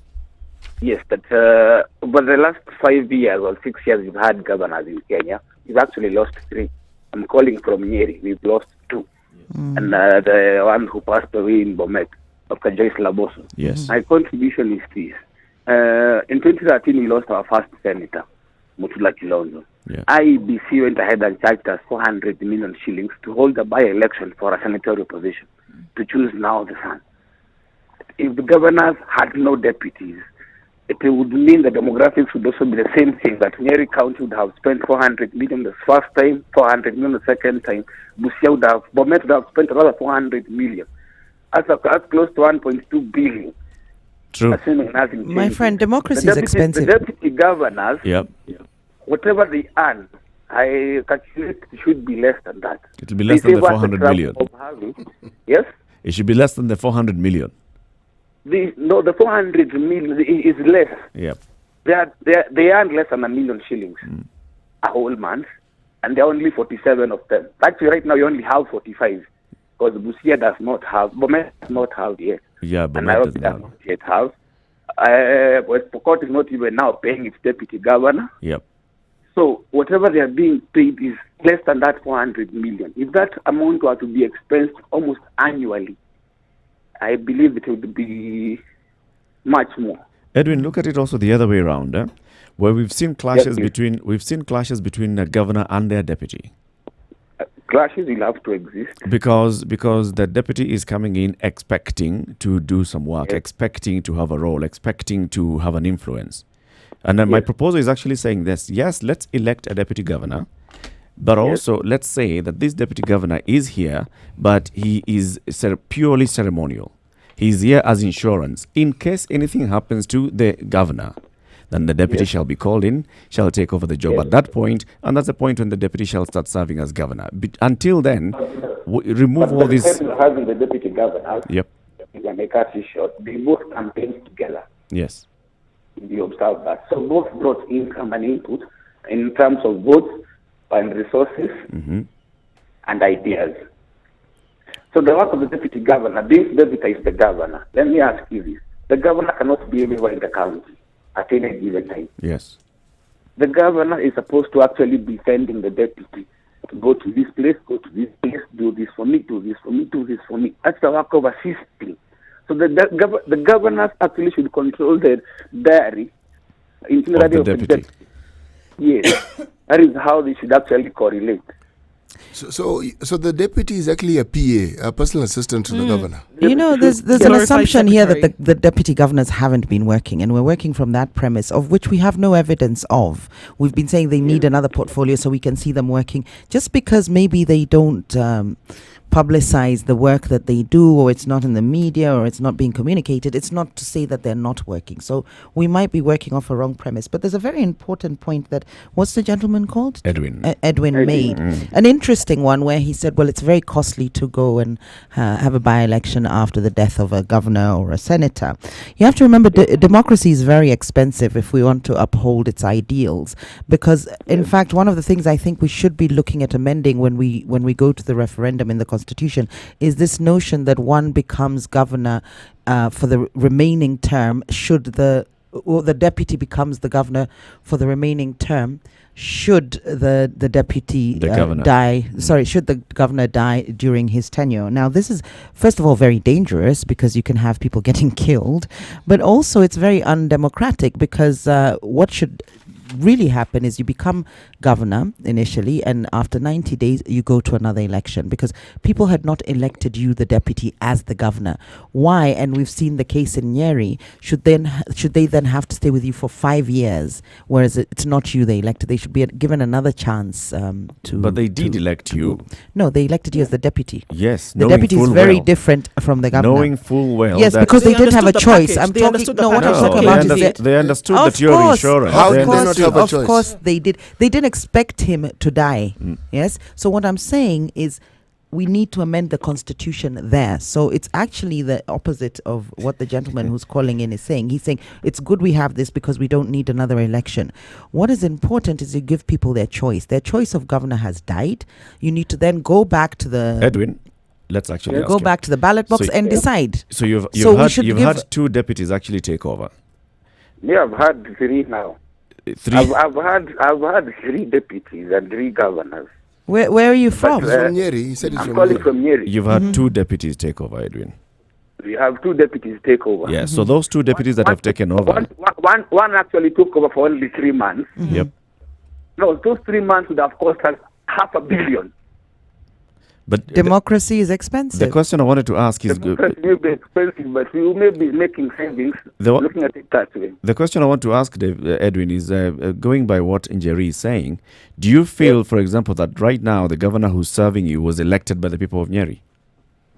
He was actually elected by the people of Nyeri. He brought in votes on himself alongside the late governor. They Right. both campaigned, they both brought in their own votes, their So- own demographics. Yeah, so they happen to be working in tandem. But let's take Nakuru County, for example. I keep going back there because the dichotomy is quite apparent there. So if you had... Nakuru County. Yeah, let's look at Nakuru County, where you have Lee Kinyanjui. Well, let's not name names there. I think imagining somebody dying could be looked at as treason. So let's say there's a county like Nakuru whereby you have two tribes within that county. And so you have a governor from one tribe and a deputy from another tribe, and the governor dies and the deputy takes over. It could be misrepresentative of the population within that county, and you could get some backlash, and people could feel they're not being represented and it's no longer democratic. So this idea of a governor taking over for the remaining term, I think, goes against democratic ideals. And what should happen, which has happened in the past, usually in most constitutions, what you'll find is after the death of a leader, their deputy takes over for a certain amount of time, i.e. 90 days, and then there's a re-election. There's a proper But election. this In Moi notion, case. this notion of somebody taking over for the remaining term, Edwin wants very to respond. dangerous. Edwin wants to respond. Jerry. Jerry. Jira? Yes, Jerry? Yeah, I'm If here. you talk about any county that has population such as the one you just mentioned, if, for instance, one community feels they have lost their governor, the deputy takes over from another community. What my suggestion would be, actually what is practicable in sense would be that the community that has lost the governor now picks the deputy governor. But Remember usually, when we lost you the see, old- usually the So deputy it- and the governor, they're divided depending on maybe the population of that community. So, for instance, if it's 60% Kikuyu, let's just say 40% Kalenjin, what will happen is the 60% will get the governor, the 40% will get the deputy. So, if the governor dies, the 40% come on top, which you could say, okay, then the Kikuyus could then choose the deputy. But can you see how people will feel a sense of injustice where the majority I'll give you here? an example of 2003. 2003, Mwai Kibaki lost his deputy, his vice president. Yes. His vice president was Aluya. The replacement was Hallelujah. do the same thing. But this is the other way round. So say it was You know, say it was Kibaki given- that we lost. We couldn't just then put Aluya and then get a deputy Kikuyu. You would get backlash from the Kikuyu community. Had we lost Kibaki by then, Kibaki actually would have had an election after 90 days. And now that's the what I'm suggesting we go back to at county level, that old aspect or that old provision of the constitution. 90 days with the deputy governor. in And place. then you have a And then you have a by-election. substantive Because election. otherwise then we should have deputy MPs and we shouldn't be having a by-election in Kibra. No, but if you talk about the presidency, there's only one president, for heaven's sake. Counties, that we is have, why we they are have called 47. excellency. The rule can't be the same. This is one person. The rule is the same for the president, which makes it very dangerous. Currently. The rule is currently the same, whereby But if I don't see anything wrong Yeah, with the nothing rule. wrong, really. What is Edwin- wrong with the rule? Edwin. the rule that say in the next election we have a new president, and within a day of his presidency he dies, you then have the deputy take over for the Yes. rest of that term. That is not who I voted in. I don't feel represented. But All I'm saying is that it undermines democracy. But Eric, look, even that president who was voted in, there are many people who didn't vote Yes. that president. They didn't vote for that person, but Sure, he's still but- their president. But the idea with Like you keep democracy saying, is you get who you voted in. More than 50, more No, than 40%. you don't always get who you voted in. If you get 50% plus one vote, there's actually 49% plus many other votes Yes. that have not also voted for For this you. person. But he's still their So let's president. just undermine democracy. Since there's other people, the no. minority No. didn't get in, then the It- majority you might keep- as well it- not you- have their you say. keep- You are- you are you now keep being No, telling you're us- facetious. undermining democracy. What You- you're saying is there's the minority you who keep- don't get in. you So have a- no, wait, keep quiet. You have a What you're democratic saying- no, process what- no, that what brings you're in saying- someone and What- allows what- for what we have. What I am saying and is then it's undermining undemocratic. itself. How? Yes, democracy. There can be tenets of democracy that can undermine and contradict themselves. Like which ones? All They the are time. not That is an contradicting or example of undermining. one whereby you don't get to vote It again. is on how you understand no, it. no. It is Listen, your it's- understanding your- of that. Eric, democracy. just It's because- your it's interpretation no, of that listen, democracy. it's not my her interpretation. misunderstanding of it, not understanding. Listen. This is a Listen. clear misunderstanding. What you're saying is, well, there's 49% of the people who are not being represented, so it doesn't matter if majority No, is then that's not what you are represented. saying. That completely undermines democracy. That is exactly what Eric said. No, that's not what Eric is That saying. is what I Eric think said. it's He very said there's clear to people the who are not being people. represented No, I anyway. think it's very clear to the people that when you are voting, especially when you have a principal and then you have an assistant, You know you what you're know doing. what you're getting into. Into.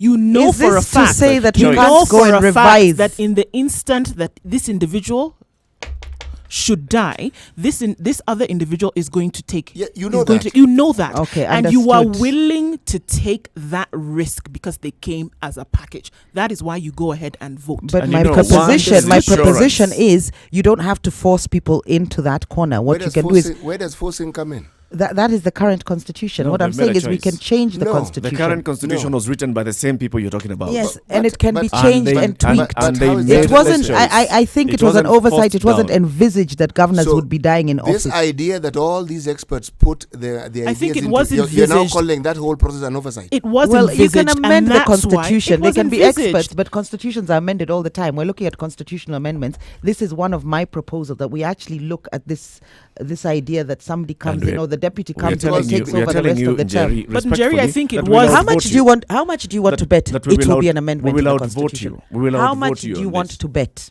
It will be an amendment in the constitution. place your Mark wager. my words. Jerry, I Bless think it your was.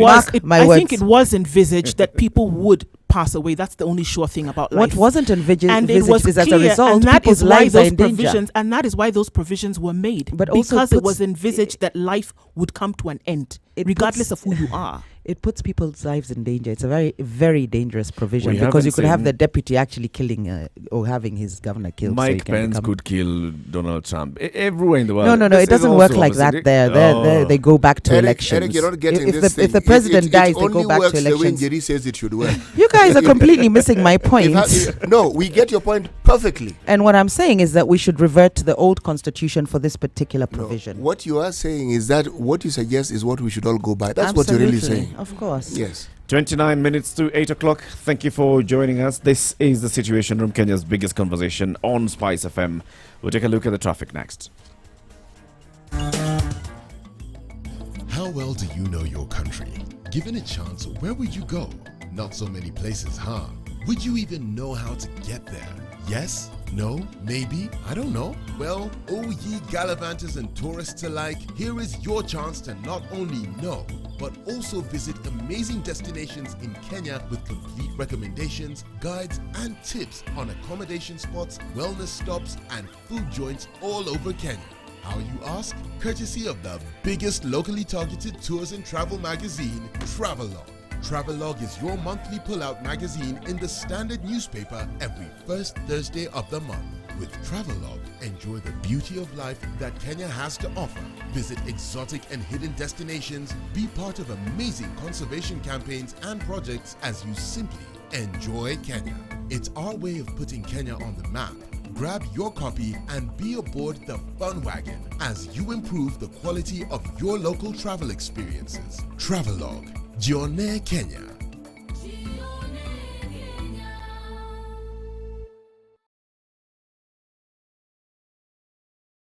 Tired of living your same old life? Need to spice it up and add some flavor? Well, we can help you go from living to living it up. East Africa, are you ready to be a part of the most vibrant entertainment scene with the best freshest music, travel tips and destinations, fashion, tech and health trends, as well as your favorite celebrities' lifestyles. Introducing your favorite entertainment magazine, Pulsar, the ultimate all-in-one guide that will give you more meaning to life. Catch up with your celebrity writers and contributors to stay up to date with what's happening around you, where and how you can be a part of all that. The lifestyle guide that has been missing in your life. Pulsar. Live it up. Classic soul, R&B, smooth jazz, neo soul, and nostalgic ballads. Make some noise. You're listening to Spice FM. Traffic. We have a little gem of road traffic. Moranga Road entering into the CBD is absolutely clear. Now is the time to take advantage. Get on it, but don't go through Globe Cinema Roundabout. Find another way to get into town, but use Moranga Road if you're near there. All right. Mombasa Road, of course, is an issue right now. It is the time for that to happen. Trying to get to the CBD. It's not too crazy. Not much of a mad case on the roads today. Apart from our usual suspects of Thika Road and Wayaki Way, there's jam, it's bumper to bumper traffic, but we'll get out of it soon enough. Anything out of the ordinary, don't hesitate to let us know. Mature, intelligent talk every morning. Spice up yourself.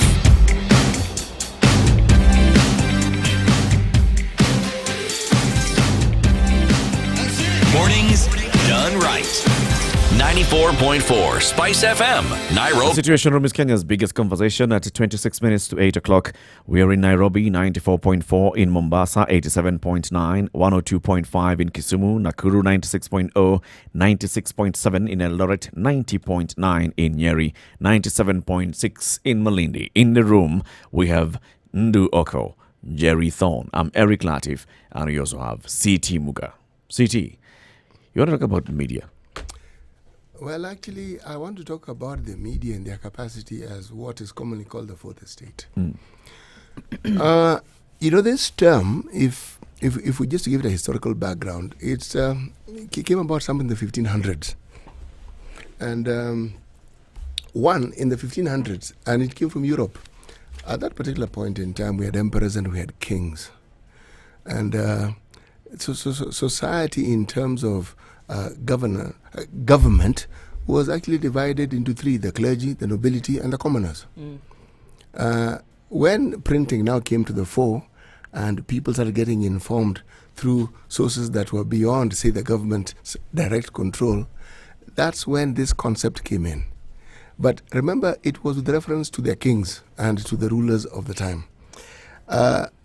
In modern times, this has evolved, and many countries, including some leading countries, in this particular one, China is excluded. They don't consider the press to be an integral part of government, but other countries do. India does.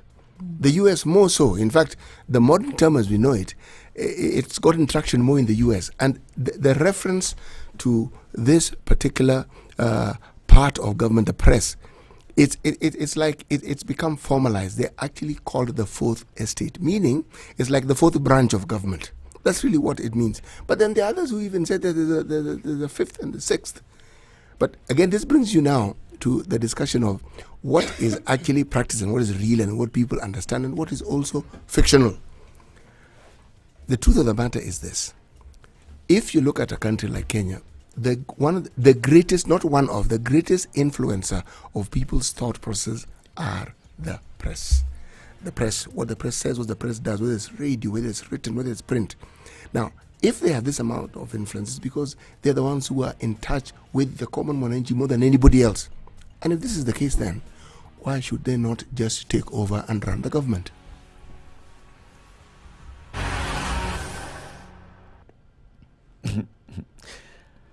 So somebody who's practicing in a media house says that the media should actually run the government.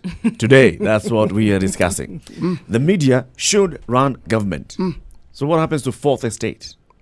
Becomes what? The first estate? Well, I am coming from this... Or let it be. I'm coming from this particular point of view. What is it that qualifies the government to be the government? It's because people choose them. Yep. You are elected, and so you're in a position where people are saying, we've delegated whatever powers we have to you to make our lives better. But in this country, I cannot overstate how the government has continually failed to do this very thing that they're supposed to do. And I think partly it's because they don't really understand the needs of these people they purport to. They think they do, they make statements that are supposed to imply they do, but they don't. Because if they did, then they wouldn't conduct themselves the way they do. Because if you look at the way people who are supposed to be in leadership and rulership conduct themselves, they're more or less guaranteed that they will very rarely be re-elected. Because the voter looks at what they do, the voter understands them, and the voter says, this person isn't looking after my interests. So when I have an opportunity to get rid of him, and that is during an election, I will get rid of this particular individual. But of significance, this particular parliament that we actually have people who were previously in the media, who were elected. And if you ask me, they were in the public mind and eye long before they probably even had an interest in politics. So when they sort of like entered the fray and decided to be politicians, people already knew them. People already accepted them. And I'm saying that given the interest that the media takes in understanding the populace within which they serve, given the interaction that they have with the populace, and it's on a literally daily basis, Monday to Monday, daily. If they had the opportunity to run the government from a position of understanding, they would actually do. Not, I'm choosing my word, not might. They would do a better job. To understand it, look at the way the media is run. They have resisted government pressure. They have been able to actually stand up against things that they've called. Yes, they in many ways, they have not done what they should do because they seem to focus on things that essentially are commercially based. But they have been the voice of the people that the elected leaders ought to be. So the people have actually given the media some responsibility. Actually, This responsibility is for you to be our watchman. Yes. And now you're saying that the watchman should stop being the watchman. I am not. So saying who watches? who watches the watchman? There's a Latin phrase for that, right? Yes, there is. Custodios or something. I'll look for it. I'm not quite sure what that was, but okay. Custodiet ipsos custodia. No, the ipsos bit something. isn't quite there. But ipso is not ipsos. It's ipso. Yes. But anyway, the point is, it isn't as though the media exists in a vacuum. We already have 3 estates. We understand this. We understand the executive. We understand parliament. We understand the judiciary. It's not as though they're going to go away. They exist. But why I say this is because apart from the slips the media makes in commercializing their interests, that one slip, the other arms of government slip a lot more, and dangerously so. We've seen how the judiciary, in its role to try and uphold the law and to ensure they do, in many cases, do that, but they fail. They are even a hindrance to the progress of justice sometimes. In fact, oftentimes, not even sometimes. If I look at the executive, let me just say that I have difficulties finding something positive to say.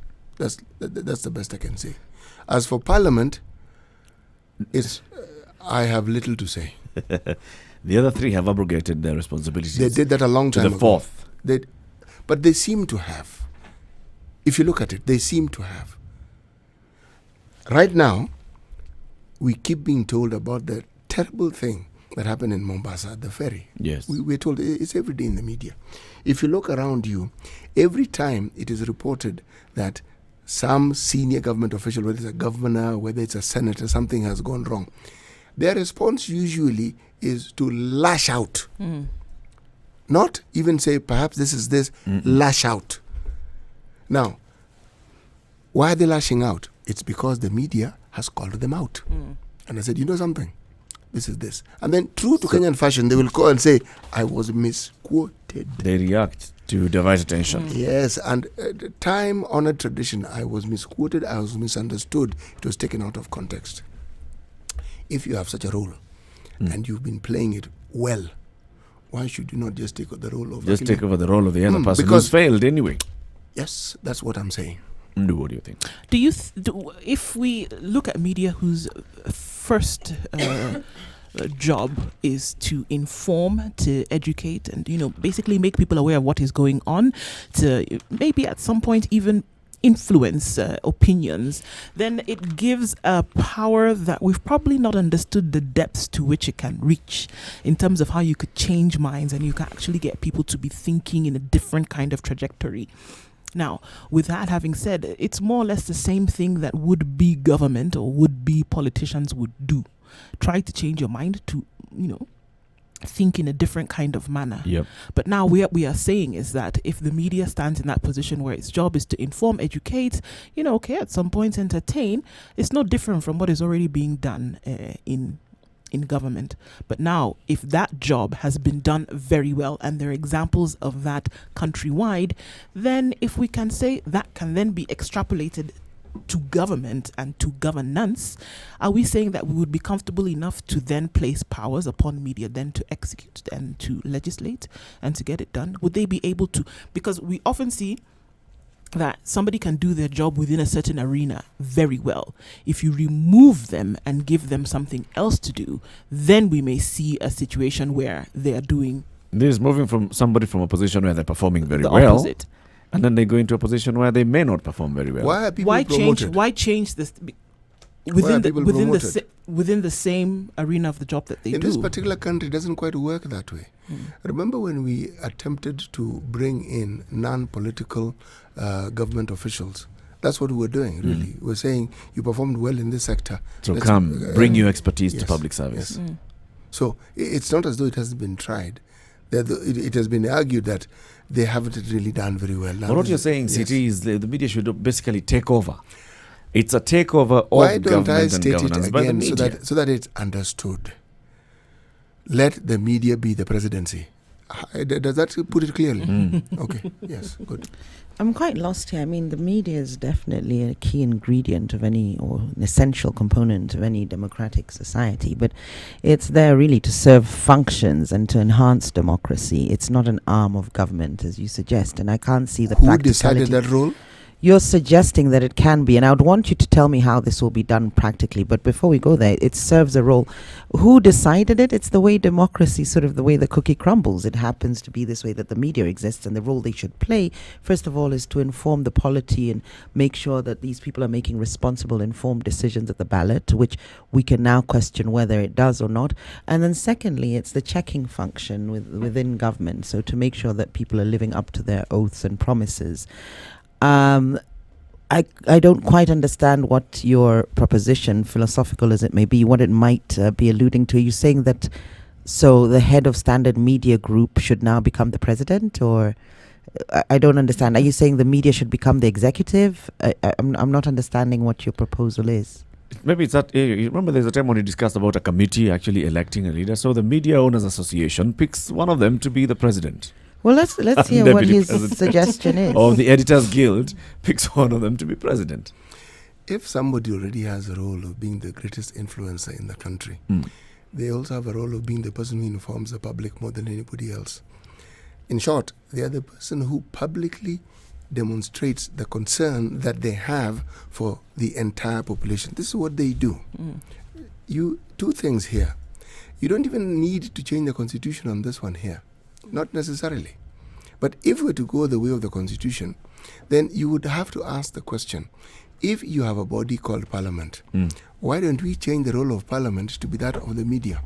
Because they don't seem to do their job well. Give them another role and give the role that that parliament plays to... We do a reshuffle, basically. Do a reshuffle, of the four legislate it, estates. change, amend the constitution, just reshuffle it. Reshuffle it. So Yes. estate number 1 becomes better than estate number 4. I Yeah, mean, because you of give them a performance. role. Performance-based. Hey, performance-based, Indeed. kind of like a social contract, Yes, performance yes, contract, yes, and let's yes. say You guys are who's doing a actually very good doing job. a better job than So the other. let's take you here. Let's give these guys this particular His job. position so that they can actually do Are you it. saying that we should be getting individuals and personnel from the media and bringing them into the executive? No, I'm saying bring them wholesale. The whole lot of them. Because the media doesn't function as one media house. It doesn't quite work that way. They function as all these media houses, and guild. all the various interests. Yes, So you want that's basically you're saying we should have more journalists in government. I'm not understanding. no. I your am point. saying No, I think we're looking at an entity that There's has been able to do media- its job well over Media as an time, institution. especially from. I think I'm seeing it now. Well, it took a hasn't. while. That's Let's see. arguable. And say Who that, says okay, it's done in its job terms of- well? It's look, if we're misinformed loo- the if we're citizenry. looking at It it- runs narratives okay, and if we're agendas for looking at it politicians. from It's not an independent. interactive point of view with the people as an entity. They are the group that the people interact with most, get information from, give information to. And do we see that now with government? People do interact with government. They do it have their through the wants- media. Media is the channel through which they do this. Yes, Exactly. and So- people have actually expressed faith in the media. Who A has? lot. The media is completely All the polls malleable, conducted, all the malleable polls- and all has the polls been conducted have manipulated actually to push indicated certain that the media, agendas. that I don't people trust trust the media. the media. Who?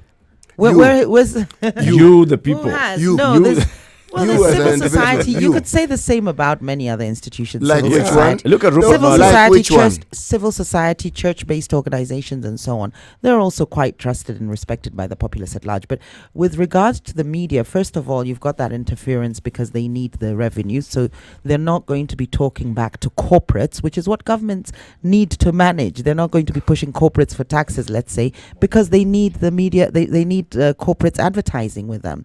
Also, media in this country is so malleable. It's been manipulated to push certain agendas. I personally wouldn't trust the media to run anything. Who would you trust? I think at the moment I'm quite happy with the current setup. What we need to do is probably get a better informed So who do you trust? electorate. I don't think I trust anybody. Good. Since Let's hear from Anthony. Anthony is calling in from Kisumu on 0719-012-600. Good morning, Anthony. Good morning, Eric. How's the panel? well, thank We're you. good. Fine, thank you. I'd like to make a contribution first on the earlier debate of the deputy governors. Mm-hmm. We don't need them. Matters in the constitution. Should their amendment be there under referendum? Definitely go the way of abolish it. On the media, one, I'm not a media practitioner per se, but from what I gather, that the media consists of the media houses, the media owners, the journalists, and such like all brought together. Yep. Now, there are channels with which information is spread, and therefore they cannot be the channel from which information is spread. The information should be from the government. Now, some journalists have made it a habit per se that I personally am a skeptic of some of them. They perpetuate narratives. They do what the American intelligence community called mockingbird. They just want to make people be swayed in a way. I'll give an example of the Githeri man during the elections of 2017. Yep. That was, I think, something that was just being orchestrated from somewhere, and it had to be taken to ease the situation and give the country a perception that everything is okay. Actually, people ate Githeri in the line, and everything is just normal. So if you ask me, should the media take up governance, I would say a big no.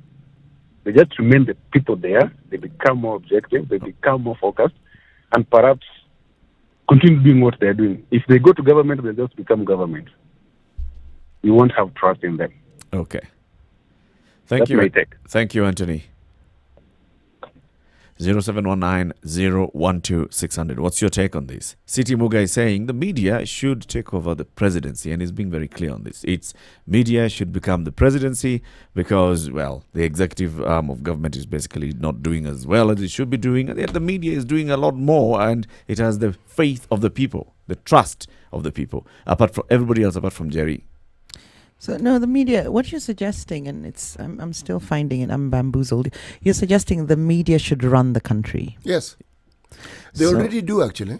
Well, they run. Yes, definitely. They very- do. Look at Rupert Murdoch and the News Call. He has a lot of influence in Australia, a lot of influence in the UK, a lot of influence with Fox News in the USA. He's practically... But even in this country, if you think about it, you see, running a country in many ways has to do with who the people listen to. You will influence them because they allow you to influence them because they consider that what you offer is something that is acceptable to them. And the one group the one institution that people have faith in more than any other in this country is the media. Because they don't run the country. As soon as they start running the country, you'll find maybe that. Careful, that Jerry, faith, careful. You're about to contradict faith. yourself. No. And I can hold two contradictory thoughts.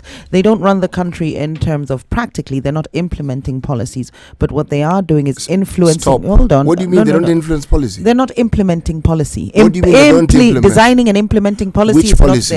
is not their jobs. Which Any, policy? whether educational, whether health policies. You mean the government media, policies? Yes, government policies. Yes. Whereas they're influencing our minds, they're influencing our thought process, shaping our opinions, and pushing agendas for the government. So, for whoever it is, they're pushing agendas. And implementing is what exactly? No, that's not implementing and shaping You can't implement policy. before No. your thoughts coalesce to understanding what you need to do and then doing it. So if someone influences your thought patterns, what do you think they are doing? What they're able to do is sort of get to the minds of the populace and push them a certain way. But in terms of creating policy, I don't think the media would be capable of doing Creating. that. But they do that all the time. Designing and creating, not policy and implementation. They don't have the wherewithal. The media, it's got a different role altogether. And what makes you think in they don't have terms the of- wherewithal? Because its role is actually to inform and to do the checks and And balances. who decides it's that a that is channel. what they should be So who limited is to? going to be the oversight of the media? They're going to self-regulate when they come into power? But we already have other branches of government that are in existence.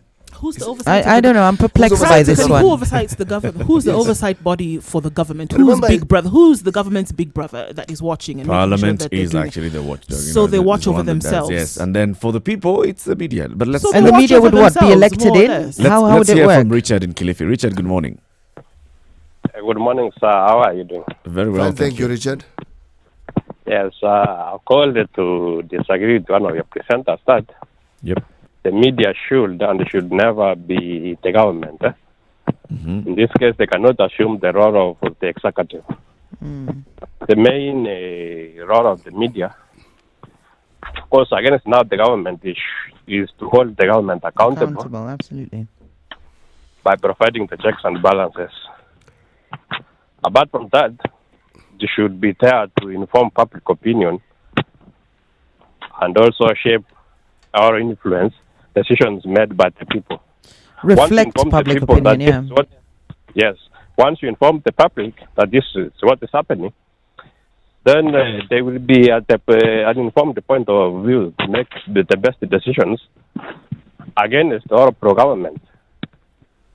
So, in that case, there is another quote here I've read online that the media is the sword of democracy. All right. And in this case, it is there to provide the checks and balances, pardon my repetition, by pointing out the errors in government concerning issues to do with corruption, issues to do with the excess of power, and many others. So the media as a sword should not, therefore, wield the sword. The media should be the sword. Okay. It should never be the government. Thank you very much, Richard. This case, for instance, in Kenya, Yep. where we, for instance, we do not have an official position, let the media take up that role. Of being in the opposition. Being the The government opposition. accountable. If being in the opposition means calling out what is wrong, they've been doing that. But then what do you do when people who are mandated to do the things you say, like the government, do the complete opposite all the time? The things they do are contrary to it. You have a police service that we keep reading have gone rogue. You have government officials who've gone completely rogue and they become bandits. How on earth do you then expect that the country should continue when roles already assigned are not being conducted in the manner It's that the they should? media's role to expose this and make sure its voters are informed of you this, see and how the it- voters can change Just this at an the ballot box. instrument, Yes, Richard. And it's just part of society, you see, and it's not the voter. In a democracy, just inform the voter, and once you inform the voter, that voter will be able to make the right decisions. When it comes, for instance, the election time, then they will be able to vote out that government, which you think has gone beyond repair. So what you're saying is that the traditional role that the media has been given is what they should maintain and they shouldn't change from it. Is that what you're saying? That is. So, in essence, if I were to give an analogy, you're saying that the role of women traditionally was to give birth to children and to look after them. So that is what the role of women should be even in modern life.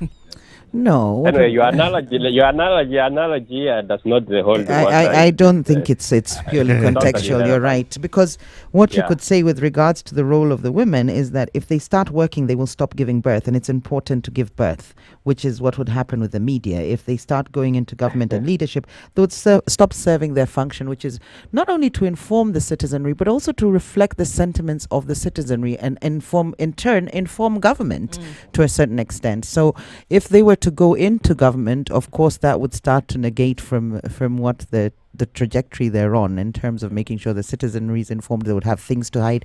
Of course, there'd be a lot of conflict. If they're in leadership and they do something wrong, are they going to report themselves?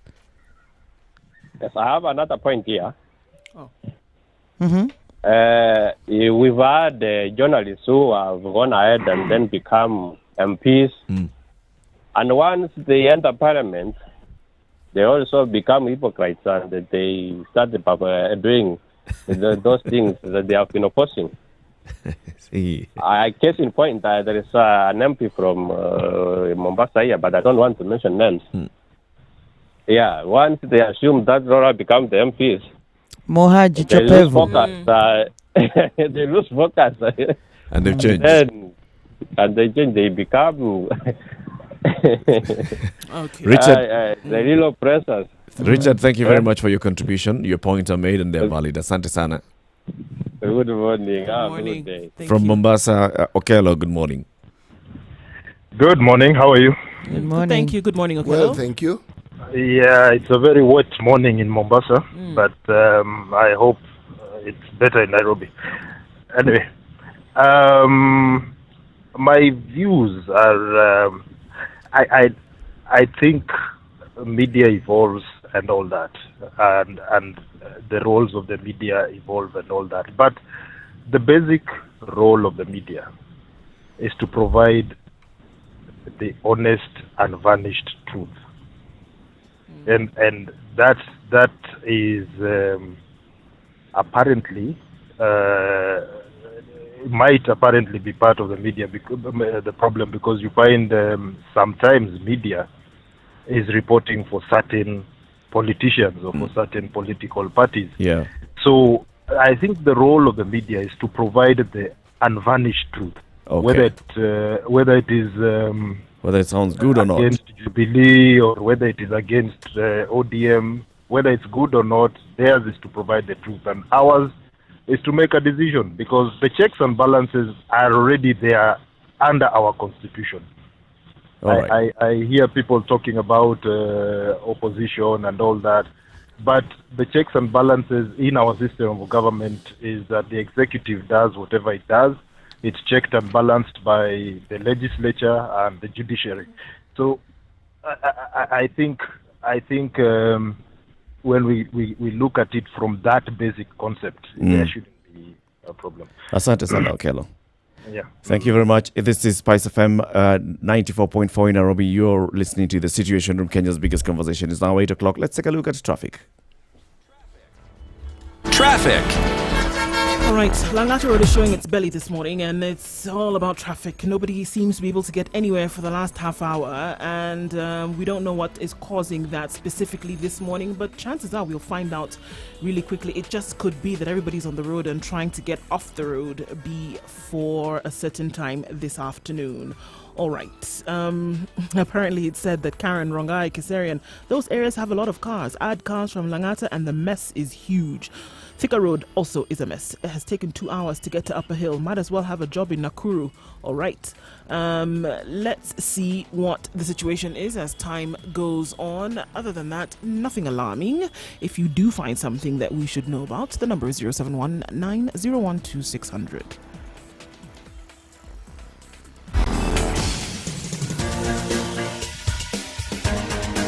This is The Situation Room, the home of hard-hitting political commentary and penetrating insights about the state of the nation. This is a talk radio experience like no other. The Situation Room, a place for hard truths, debates, and elevated conversations. The Situation Room, witty, political, engaging, deep, controversial. In the room, we have Jerry Thorne, lawyer, political strategist, an insider in the corridors of power, ready to take on any side of the debate with her signature eloquence and grit. C.T. Muga, researcher, academic, seasoned political observer, a fountain of wisdom in these politically uncertain times. Ndu Oko, Nigerian by birth, Kenyan by choice, communications expert, Pan-Africanist, a truth seeker and believer in people power, and Eric Latin, agent provocateur, the man in the chair, seasoned journalist, news hound, a man who believes in punching up,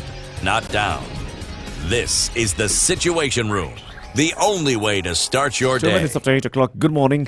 This is the Situation Room on Spice FM, Nairobi on 94.4, Mombasa 87.9, 102.5, Kisumu 96.0 in Nakuru, 96.7 Eldoret, 90.9 Nyeri, 97.6 Malindi. We are also live streaming on Facebook, on Spice FM KE, on YouTube, and also on our website, www.spicefm.co.ke. We're taking all your comments on this. And C.T. Muga is basically saying that we have a media that has been trusted by the populace, and we have an executive and legislature and a judiciary that is not performing at par as it should.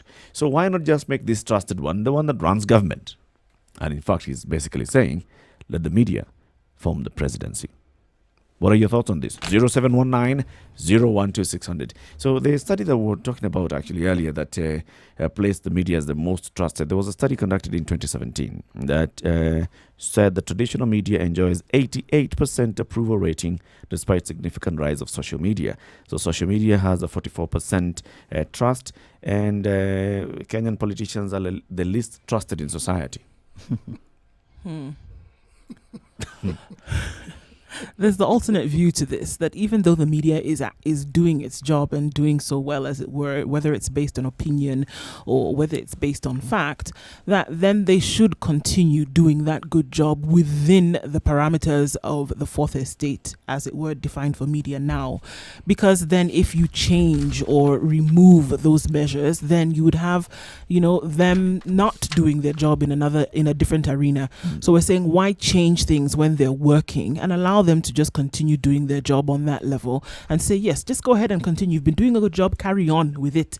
Because then if we put you in government, then that changes. There's the argument that when somebody is doing very well in a corporate organization, and we've seen that they've done very well, and then we remove them from that environment where they've been able to thrive, and we put them in another environment, chances of their performance plummeting are very high. So if they've done a good job and they're able to have maintained that, and they're the most interactive sector with the citizenry, keep it that way and let them continue to maybe improve on what it is that they have done so far. Because if we do change, then we're likely to see change, and that change being negative. But then CT countered that by asking, why are people promoted? So you're a very good manager on this level. So shouldn't we promote you just because you're doing very well, so we keep you there forever? Let's promote you. Let's move you higher up the ranks.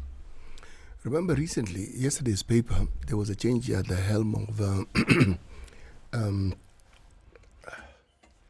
sorry, why am I losing my train of thought this morning?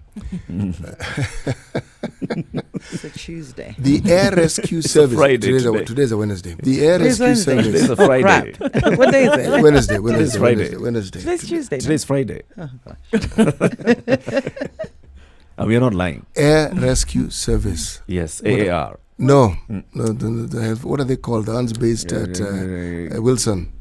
Oh, yes. The flying doctors. AMREF. Flying doctors, yes. AMREF flying doctors. There was a change in the CEO. Oh, yes, yesterday there was. The CEO was a medical doctor. The current CEO who's coming in is an accountant by background.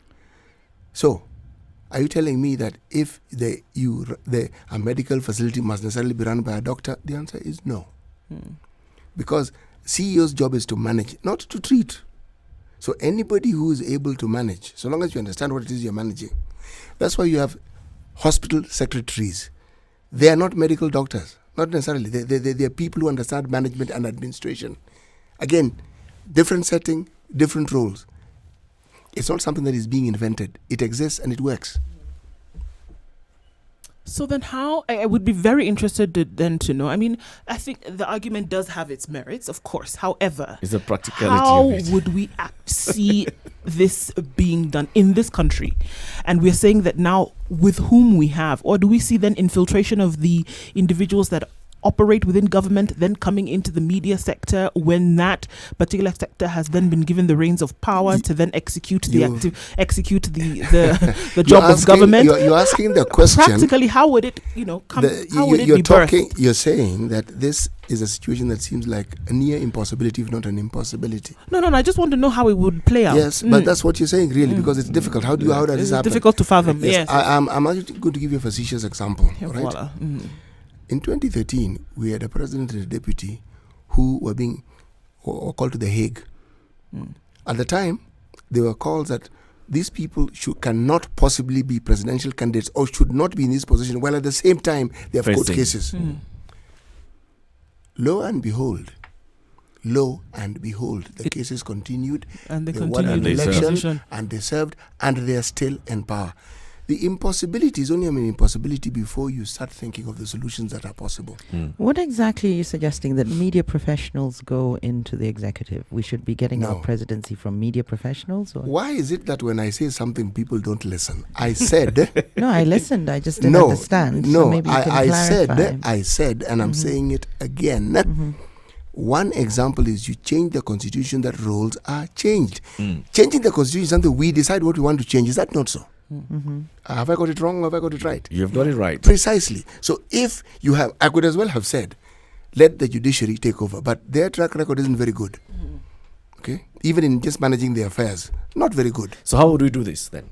One, we have a media, so we institution. No, we have the institution called the media, and there are many media houses. Yes. So it's already representative of even different positions and views already as it is. Yes. And even among themselves, they don't necessarily agree on everything. Of course they don't. A perfect union to bring into power, because they will provide the sort of internal checks and balances. Yes, to begin with, in addition to the other pillars of government that already exist, acting as checks and balances. All right. Legislate it. That's one. When you legislate it, just like you have countries that have revolving presidencies, meaning in this year, let's have standard media at the helm. No, let's have the media at the helm. Oh. Okay? Give them 5 years. After 5 years, let's give the legislature. This is where I'm going with this one. Let's make a choice by comparison. Yes, another 5 years. An executive from executive. So yes, exactly. And you can throw in details like have a prime minister, have a structure that caters for this. But we are saying this government is going to run by this section. This particular group of people are the ones who, for this rotation, will be going to be in the executive. Yes. So politicians will get their turn, but let them wait their turn. That way, you have an opportunity for everybody to understand what roles other people play.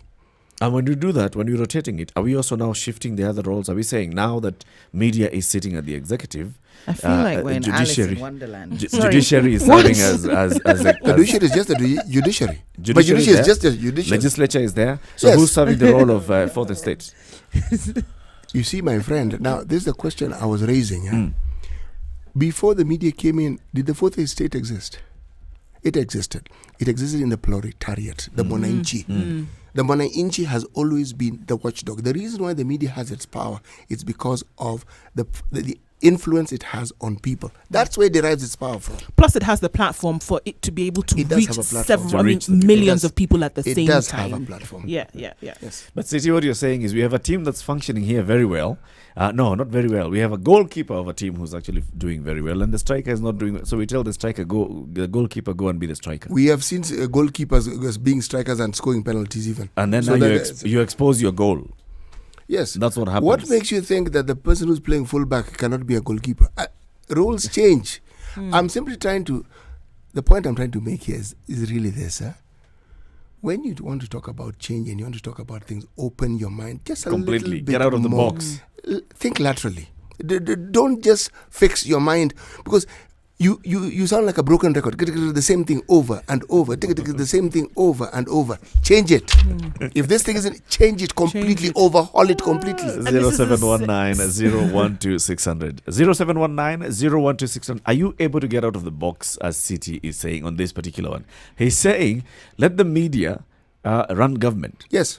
Let them. And actually, executive. So media forms the presidency. Those who are critics. Then it will no longer be the media. I mean, this is preposterous. If as soon as it's in government, it's no longer the media. So unless you're suggesting that we have media professionals go into government, I'm not understanding. The minute you're running government, you're no longer media. The box, Jerry. Wait. Sorry, let me stay in this box. I'm okay in this box. I don't want to go down that rabbit hole because it's never ending. I'm not understanding it. The minute you're running government, you're then the executive. Whoever's running government is the executive. Yeah, so who executive becomes is just a name. This country has examples galore of mixed intentions and mixed functions. Since when did government officers become business people? When the Ndegwa Commission allowed it. It's mixed. You talk about conflict of interest. We legislated conflict of interest. So. And even from previous conversations we have, just this morning, we have minutes ago, when somebody has actually relegated his duty to a social media platform, just being tell me. WhatsApp, being in a different continent, while then expending his duties as deputy governor. So it can be done. As we seek answers to this, let's also include everybody. So Okello is back. Okello, you're saying this is interesting, and you want to weigh in again. No, it's crazy. It's not even interesting. Yeah, let me weigh in again. Okello, first of all, are you in the box? Are you willing to get out of the box? No, I'm not getting out of the box. But if I'm going to get out of the box, then I will suggest this. If it's a matter of looking at who is giving us good performance and whatever, then I would say, okay, the celebrities are also giving us good performance. We enjoy their music and stuff. Absolutely. Or doctors or other professions. Or doctors or other professions. So they should also become part of the executive. It's, I don't know. They are not the fourth estate. So let me ask you, CT, in this setup. Please stay on the line, Okello. In this setup, what would happen? We would have people working in the media now become the ministers. So Brian Obara would be the Minister of Information or of Interior. Interior. Probably agriculture. How would it work? Probably agriculture. Agriculture. And CT Muga would be Minister for Devolution. No, propaganda. So what would then happen? See, you're not understanding. It's just the definitions. The minute the media is in power, it becomes the executive. Yes. By virtue of the functions it provides. Yes. So it would be the executive anyway. Look, so what you're saying is let's take media professionals to the executive or what? I am not suggesting something as far-fetched as you imagine. We already have an executive that is doing a Tanga move and is doing a Tueleweke move. That division already exists. The check and balance within the executive in this country exists. We are seeing it play out daily. Yeah, but you see, those ones are not performing any other of the three functions. Precisely, because they're not even performing the function they're supposed to perform well. This is the point. No, the checks So, and but your balances point are of between rotating the them. three arms of Yeah, government. but The look, legislature, when you say the rotate them, judiciary, when you and say the executive. media moves to executive, so who takes over the role of media? Yeah. Look. Who's going to report on the media? No, you are assuming that because the media is the executive, that if the media in the country would die. That's the premise from which you're arguing, isn't it? No, so you're talking about self-regulation. So what if there's corruption within the media? There is already corruption. They're going to report themselves, but they don't report themselves. They do. The self-regulatory function of the media They is do. questionable. When do they report themselves? They do. Okay, and I also hear CT saying that the other guys are not the fourth estate. Remember, the fourth estate is just a moniker. It's just there is nothing in the constitution as fourth estate. Fourth estate is just it's an unspoken convention. Yeah, it's an unspoken convention. So no, I think it isn't. Why are we discussing it if it's unspoken? It is actually a CT, stop if it. we are going to make the media the executive, then we should make the celebs. Yeah. Listen, CT is out to confuse our listeners celebs today will be the opposition. on democracy. Celebs will be the opposition. Okello, you understand on the line as I bring in Teddy. Teddy, good morning. You're in Nairobi. Okay. Yeah. Good morning. Good morning. Yeah, I really appreciate your conversation today. But I think what we need in Kenya, we need managers.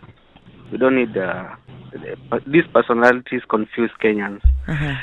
Beginning from politicians and others. We just need professional people in that docket. If, for example, it's a president, we get a president who is a manager, somebody is professional, then the politics will leave them in parliament. How do we get that president? How do we get that manager?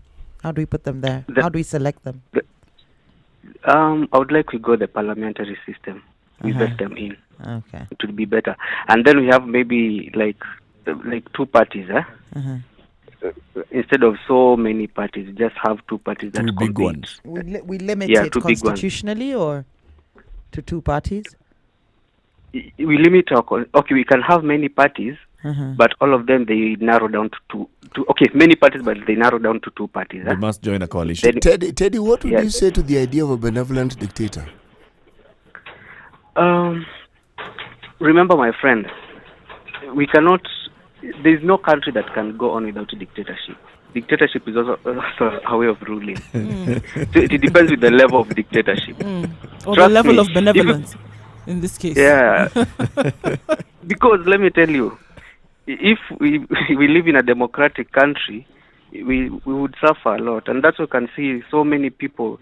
Yes, it is democratic to have demonstrations. But let me ask you, if we have demonstrations from January to December, what are we going to do with our economies?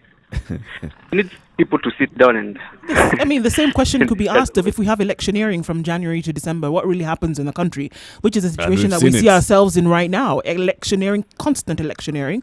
And the question comes about, what then are we actually doing in terms of the development for this country when the leaders who've been tasked with the development agenda for this country are doing just that, electioneering? So we could ask the same question in that regard as well. But Teddy, let me bring you back to the point that we're discussing actually.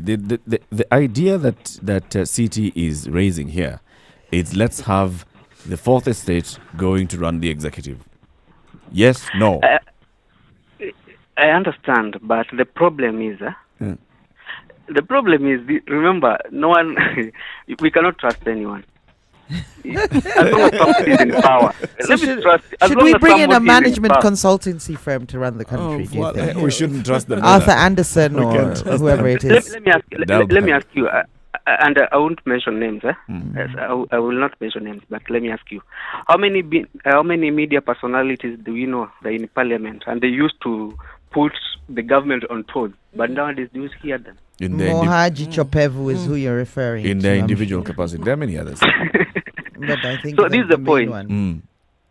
So we need to have, the problem with our country is very simple. Tribalism. Okay. If we can fight this ethical thing, ethnic, yes. Ethnic, yes. Yeah. For example, if you can trust a Kikuyu or a Kalenjin or a Jalu or a Kamba, don't judge him according to his maybe tribe, because let me ask you, if today tunaenda hospitali, can we get maybe Mjalok on a black cell? So we are all the same. All have white blood cells and red blood cells. We are all the same. The same blood. Yeah. The only difference is what our language is. Okay. So we just need to dial up. Let's see. Dial up. Okello has been listening to you and he's on the line. Okello. Quite simplistic. Yes. Okello, your response to this as we let you guys go. I think the solutions, like have been said by that caller, are really simple. What we need to see is how our system of governance is put into place. Okay. We have a good constitution.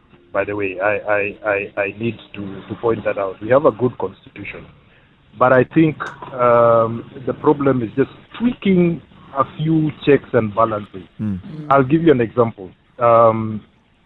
We have a system where the legislature is supposed to check the executive, but we vote for the legislature at the same time as we vote for the executive. So there are a lot of emotions We don't vote for the involved. executive. The executive is appointed. The executive being the CSs, they're appointed. The head of the executive. No. The head of the executive. Oh, right. Head of the executive. Yes. We vote for the executive at the same time as for the legislature. So there is a lot of emotions involved. So you see, when a person is voting for party for executive A as president, he is most likely going to cross the X's for the legislature Yeah. with the executive that he voted for. In mind. Now, in mind. How did the Americans take care of that? I'm not saying we should follow the American example, but it's a solution. How did the Americans take care of that? They have staggered voting of their legislature. So you don't have the legislature elected at the same time as the executive. So people take a breather. The Jubilees get into power for 2 years, and these guys vote, check them out for 2 years and say, okay, then we are going to vote for somebody else as the legislature. And NASA now as the legislature. That creates a check and balance. So some of these things can be actually tweaked into the constitution, and we get very good solutions. We may not even need to go the prime ministerial way or the parliamentary way.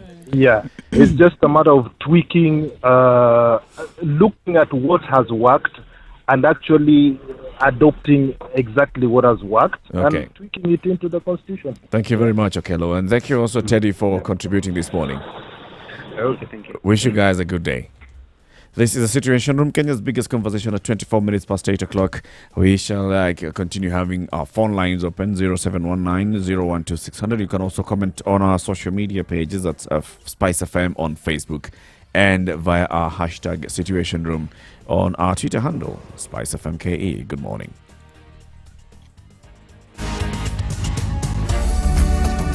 It's not every day that you meet a centenarian. Take, for example, the Standard Group. We have been here for over 100 years, and our secret to longevity has been but one: the magic of service. The magic of serving you, our customers, has given us so much life, and we could not have been here without you. We thank you, and we will continually endear to serve you to our level best.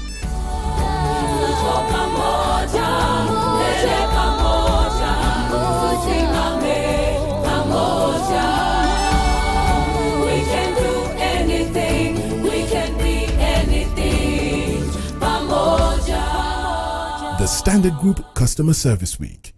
You mean the world to us. Mature, intelligent talk every morning. Spice up yourself.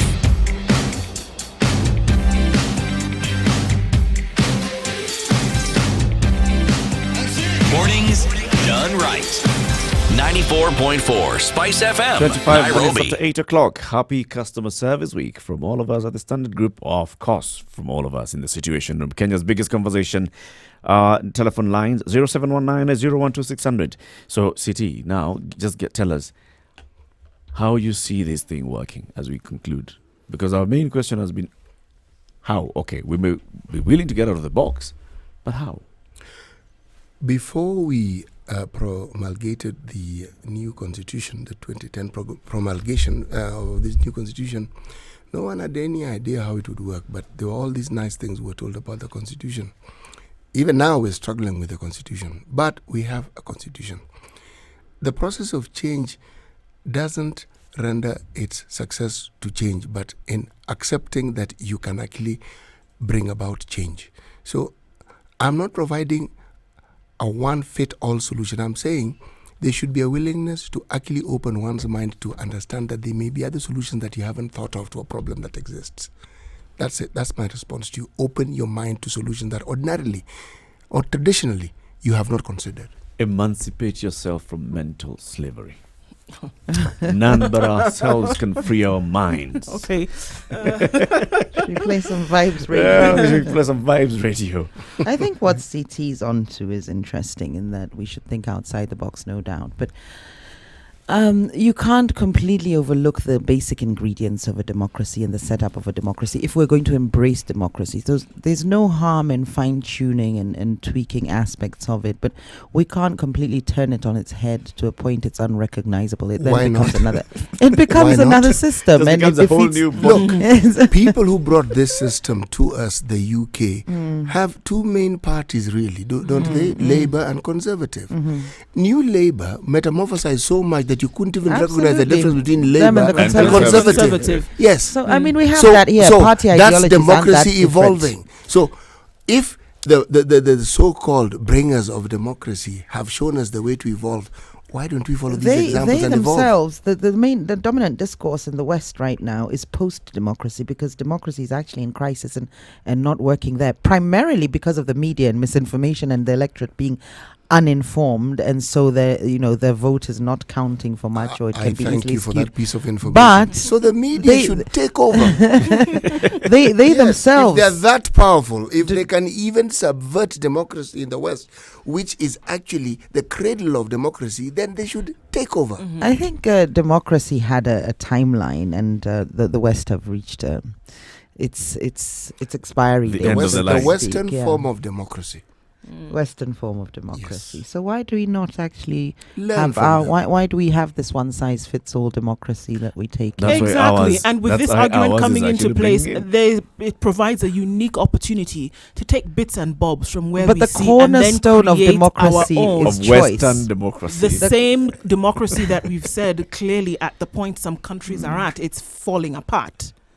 Remember, I said, why not? I mean, it's choice, yes, but you've considered all these choices and they don't seem to work. That one can work. Also, so let's just revert. And they have a proven track record. Choice is defined. Right? So we make a choice at a defined time. We make a choice to do something that is clearly defined. So we can define this choice and say, this is how we shall make this choice. And maybe I want to use from this experience and apply it here, and want to use from this experience and apply it here, and then have something that works for because if you ask me, that's what the Constitution itself is. But on its own. And when we're saying we're going to amend it, we're going to change something here and there, and the same can be the experience for governance. But still within a democratic framework. Yes, we can't go haywire. True. That's why we have a referendum. The populace is given an opportunity. There are these things we're grappling with. We can't seem to decide. What do you think? So, yes, exactly. We're telling you, what do you think? Tell us what you think. And then from what you think, we'll be able to move forward. At least we're having the conversation. If they choose to stay in the box, we stay in the box. Yes. If you choose to get out of the box. But the choice is given to you. And we spill out of the box. Yes. It's about making choices this morning. Choices. This is what this show is all about. Thinking outside the box, opening up conversations, starting new conversations, and looking at various ways in which we can actually get things done. It's 8:30. This is the Situation Room, Kenya's biggest conversation on Spice FM, broadcasting on terrestrial and online. When you come out of this break, we have a new conversation also to start mulling over. Tired of living your same old life? Need to spice it up and add some flavor? Well, we can help you go from living to living it up. East Africa, are you ready to be a part of the most vibrant entertainment scene with the best, freshest music, travel tips and destinations, fashion, tech and health trends, as well as your favorite celebrities' lifestyles? Introducing your favorite entertainment magazine, Pulsar, the ultimate all-in-one guide that will give you more meaning to life. Catch up with your celebrity writers and contributors to stay up to date with what's happening around you, where and how you can be a part of all that. The lifestyle guide that has been missing in your life. Pulsar. Live it up. Classic soul, R&B, smooth jazz, neo soul, and nostalgic ballads. Make some noise. Yeah. You're listening to Spice FM.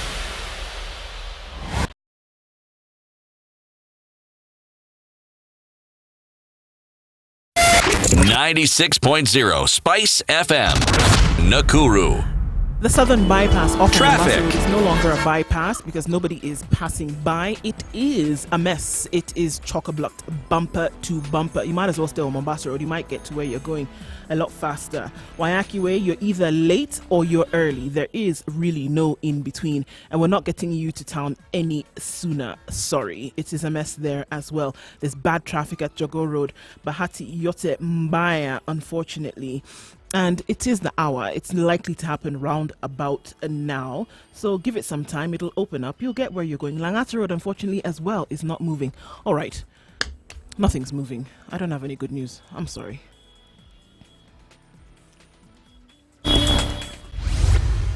Mature, intelligent talk every morning. Spice up yourself. Mornings done right. 94.4 Spice FM, Nairobi. If you're in Malindi, you're listening to us on 97.6. If you go to Nyeri, you'll find us on 90.9. Traveling to Eldoret, 96.7. All the way in Nakuru, 96.0. Anyway, in Nakuru, 102.5 in Kisumu, and 87.9 in Mombasa. This is the Situation Room. My name is Eric Latif. In the room, we also have CT Muga, we have Jerry Thorne, and Ndu Oko. Looking at the news, we see constantly cases of defilement of young children. The sexual offences that take place in the country and around the world are on a steady rise. And we did have the legislation of a Sexual Offences Act in this country as early as 2006. And it has been put into law. But unfortunately, the enforcement of this legislation is quite difficult to see. It is hard to enforce legislation on sexual harassment. This is because it is seen as still a very soft issue for a lot of people, and we don't see people coming forward because a lot of times, which are the majority of the cases, women feel shame. They're not able to come forward because they don't want to be put in the shame box. There's fear of blame. There's fear of bringing hurt to the harasser. It is seen as a soft issue without the external damage that is meted on the harasser. It should be at the very heart of enforcement when cases come to the fore, to act as a deterrent to those who would want to wield the power of their position in a negative light. We have not seen the enforcement of legislation of sexual acts, rather of sexual violence or sexual offences. We have not seen direct interest in making sure that the legislation is actually enforced, and we should. For the hard work that has been put in to make sure that our people are protected, whether it is man or woman, the legislation that has been put into place must be enforced, because we are looking at the protection of minds, we're looking at the protection of bodies, we're looking at protection of the people on a whole. We can no longer see this as a soft issue. The enforcement of legislation has got to take place.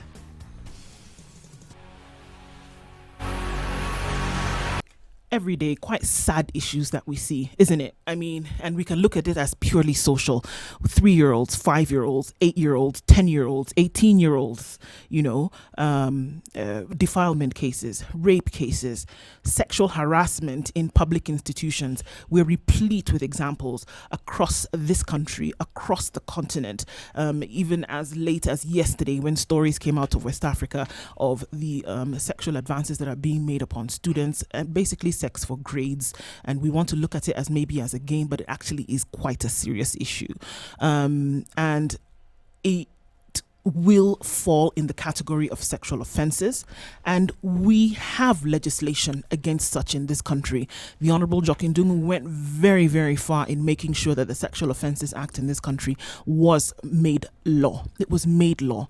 But I dare say that, we have seen some good strides being made to see the enforcement of this legislation, but it is still seen as soft issues. It's still seen as teetering on social issues that really doesn't really have much importance, or has not taken its position as quite serious when it comes to offences. And I am saying that the legislation, or rather the enforcement of this legislation, is something that must be taken more seriously, because we're talking about people. We're talking about the spirit of countries. We're talking about the spirits of communities. We're talking about the spirits of families. We're talking about spirits of individuals who make up the country upon which individuals govern. And we have to be serious about this. Why are you saying it's not being enforced? It isn't being enforced. It is being enforced, but to the levels to which the stories come out of the defilement of the sexual offences that take place, the enforcement or the seriousness of this legislation is not being seen. Unfortunately, it isn't. The first thing we have to look at is the instruments that would support the enforcement of this particular legislation, the Sexual Offences Act. One of them would be access to justice in the first place for these women that might be victims of sexual offences. That in itself is lacking in Kenya. There's also a lot of ignorance in terms of information and women knowing this, but also very importantly, just the point of reporting. When women go and report these crimes, is their vulnerability taken advantage of? Do they have to pay a bribe in order for it to be further investigated. So you have to look at the instruments that would enhance or would bring about justice through this particular act. So it's not the act itself, but it's the instruments that allow the enforceability that we need to start questioning. And when I talk about instrument, I mean, sort of structures surrounding it. So women who seek services at the police station, when they've been sexually attacked or harassed, they have to give bribes. So that is a barrier already. And it's simple things like this that we can actually get rid of, or we can actually look to overcome as bottlenecks in the process of making sure that we reduce the incidence of sexual harassment, and also for victims that there's justice. Mm-hmm. So what are the instruments are these that we're looking at? So yes, one of them, of course, you're saying access to justice, and it's from the point of reporting. So if I feel that I'm a victim and I've been victimized in this, where do I go to report? And those are the areas we're saying. If you go to a police station, I remember there's a time when the police service had actually introduced the gender desks. Mm-hmm. So where such people, victims of sexual offenses or domestic violence, would actually go and report. And this is quite separate. And the officers that are manning those have also been sensitized on these particular issues. What other instruments is it that we need to have, or we see is not maybe there's a lot of acquittals us as well when it comes to sexual harassment cases against women. And I think then the barrier becomes a societal attitudes one. We know the stigma. First of all, the stigma attached to even reporting sexual harassment. It comes with shame. It's the victim that should be ashamed of themselves. So can you imagine if I come and beat you up, and you should be ashamed that I beat you up? In terms of I've committed the crime. Absolutely. So maybe we need to destigmatize rape and some of these sexual offenses so that people are okay reporting them. So that's a barrier as well. So it's things that are surrounding the Sexual Offences Act that are not creating an enabling environment for the act to take full effect. It's not just a matter of enforcing. We have to make sure that the environment and the instruments to support this act are in place. Those are true. That's a structure. But adequate, not just adequate, an all-out war must be waged in the sphere of communication so that people understand. See, the battle we have here is one of tradition, one of culture, one of a way of life that people have had. Men predominantly, really, okay, where they conduct themselves, they behave towards women in a certain way, and it has been okay. We are now telling them some of these things are definitely not okay. In fact, they're criminal. Right. They have to understand. At least they have to be told. Most men, if you were to ask them, they would actually tell you, for instance, it is not possible to rape your wife. And yet it is. Yeah, there are many men who hold this belief. The concept is almost alien to them. It's almost as alien as saying that the media should actually take over the job of the executive. It's completely alien, but they must be made to understand why it is so and what constitutes rape and what makes it rape. Why I continue to say that it's a soft issue is because of this. For a lot of people, it's a soft issue because of things like this, because of culture, because of the way in which you have been raised, because of, the way you've been conditioned over time to think that it's okay to do certain things. There was a very harrowing case of a woman who actually did go to some of the structures that you're talking about when she was raped. Not that she felt she was raped. And she went to report this at a police station here in Nairobi. And the horror of it is that the policemen who were taking her case actually brought her to the inner room and then proceeded to rape her. This was a case in Kenya and it was reported across media. So you can imagine for somebody who would be in that same position, then thinking to myself, well, if I go and report to the powers, and this was after 2006. This was after the legislation of the Sexual Offences Act. Who still feel that, well, I'm not going to go and report to police because this could in turn happen to me.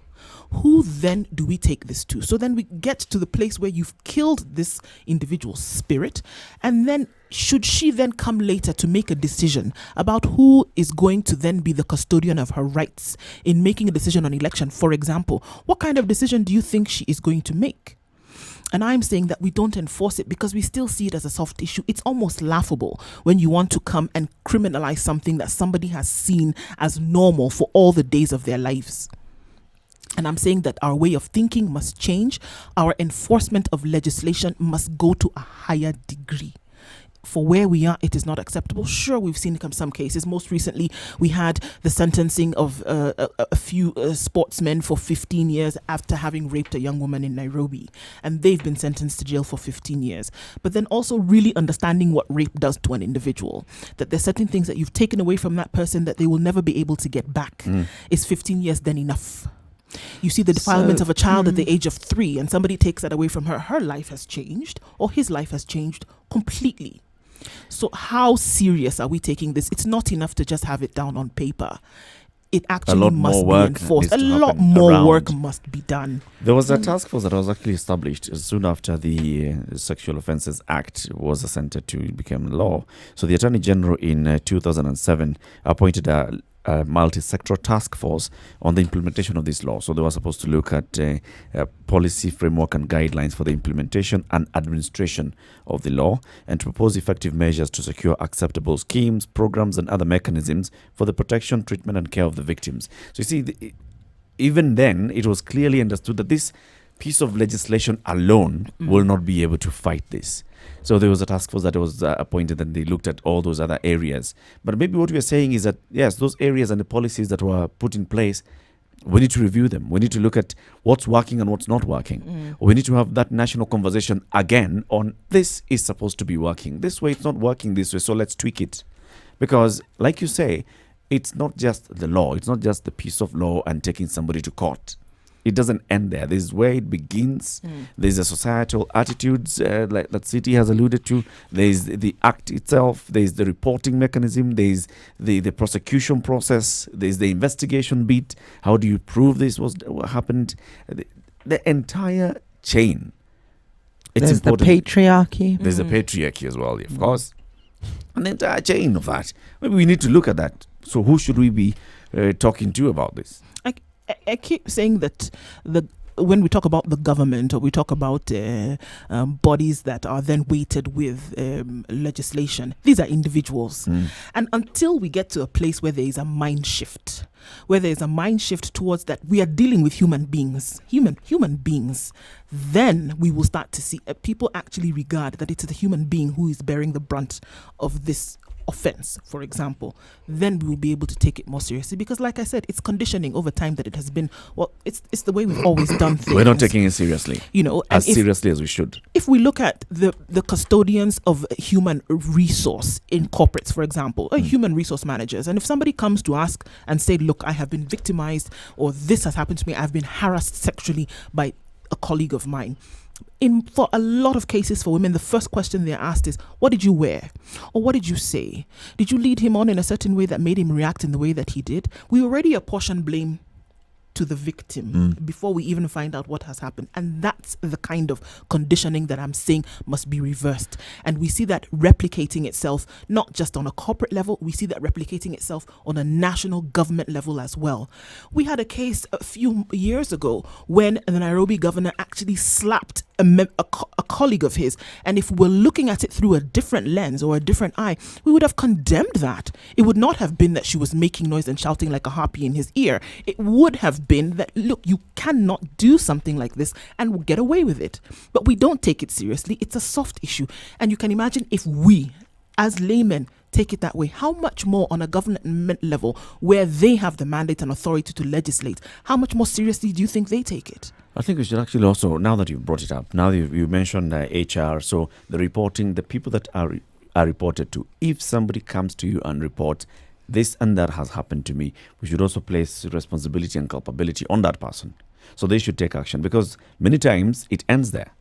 It ends on the police officer, looking at you and thinking, you're just mad, and they kill that case. Or the HR officer or HR manager looking at you and thinking, I don't want to handle this issue. This is between the two of them. Or even your colleague just saying, I don't want to take it further. So if you place responsibility, then we're actually ensuring that this information is relayed to the right person. And it goes up the chain. Sexual harassment in the workplace is a tough one, because of course you also need the job, so you don't want to lose the job. And usually the dynamics, there's power at play, or power play involved, in terms of it would be usually it's a boss to a subordinate, the subordinate being female, and it's hard for her to then report that. So there's an imbalance of power. There's undue influence, there's coercion, there's a number of different dynamics there, and you find they end up not reporting the incidents until sometimes maybe there's backup where there's other women willing to come out. And you've seen that generally, even globally. It's when women come out collectively, it gives them bargaining power in terms of strength. That's why you have the Me Too movements and so on. But this is in America that we're keeping quiet. Now, this is a land where, they say land of the free. Land of the free. But this is somewhere where women are a lot more empowered. But look how many years it took for some of these cases to come out because of the environment within which these incidents are happening. Now, if we take America and then we look at our society, which I don't want to say is, I'm going to say is different for lack of a better word. It's not that well. I was going to say it's backward in terms of the way women are viewed. It is absolutely, but it's different. There's a patriarchy. It's very strong. We've still got a lot of progress to catch up with the West in terms of societal views on women, equality, and so on. So if America, it's only now, and we're talking about a year or two ago, that some incidents from 20, 30 years are coming out. Yep. Right. Where do we think we as Kenyans, are in terms of reporting, and again the stigma that comes with it? Did you encourage him, or were you dressed in a certain way?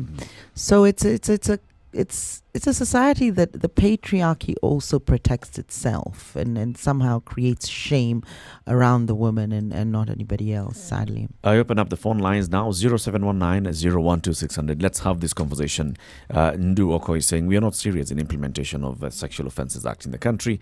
We are actually not serious about curbing the incidences of sexual harassment and sexual exploitation as well. And this is not something that, Stephen, it's not creeping in. It's not creeping in. It is here, and it is actually increasing in terms of what we are seeing and what we know. Even when, we have defilement, we know the perpetrators of these acts, but still we don't want to bring them to book. Teddy, good morning. Good morning. There's one thing we need to understand. We need to understand the genesis of all these things. And I would not support anyone saying that when women dress in miniskirts, it can lead them to rape. What if, for example, during the traditional days, people used to wear very small skin? Why? Kwa nini tuko tunasikia mambo ya rape cases? This is something that is in the mind. And that's point number one. Point number two, I blame the parent, especially the boy child, how we raise our boy child. We tend to follow Western styles a lot. And even in America, even if they really have tough rules according to their constitutions on how they can handle rapists. But every now and then, you can remember another guy called Jeffrey Epstein. You can remember that guy? Yep. Who used to traffic young girls. Yep. With all the rules, he used to do that. Yep. So it's not all about the rules. For me, I blame the parents because, for example, for me, I'm not a parent right now, but I know how boy child is raised up. So no one can blame you. No one can blame me. I'm asking, how, for example, how long do you spend with your boy child? And when every day we talk about girl child, who is the boy child? If we don't take care of the boy child, who is going to marry those girls who is going to marry those girls that we are trying to advocate for them? We need to advocate for all the genders, and most of all, the boy child. That's why you see they become frustrated when they grow up because they didn't have anyone to nurture them. Okay. You see, that's the problem. Thank you, Teddy. For me, I cannot go at that point of saying that women dress badly. That's bullshit. Thank you, Teddy. Thank you. Interesting choice of words there at the end. I think one thing we can point out when we talk about, he brought in an interesting point about, previously as Africans in the communities, we wore very little. And there was no idea of rape and so on. I think, the sexual objectification of women by the media has a part to play in this, where wearing a short miniskirt is suggestive and it's been sexualized. Whereas previously you could be naked, but you haven't been turned into a sexual object. And of course, we've also commoditized women, so to speak. And you will find that some women will sleep their way to the top. So I'm not saying that women contribute to the sexual harassment notion and sort of make trivializing it. But there's a whole mishmash of things at play here that need to be deconstructed, and then we need to deal with each individual thing differently so that it's a multi-pronged approach. So we look at the media and how far does the media go in the sexual objectification of women, where women are looked at purely as objects for sex.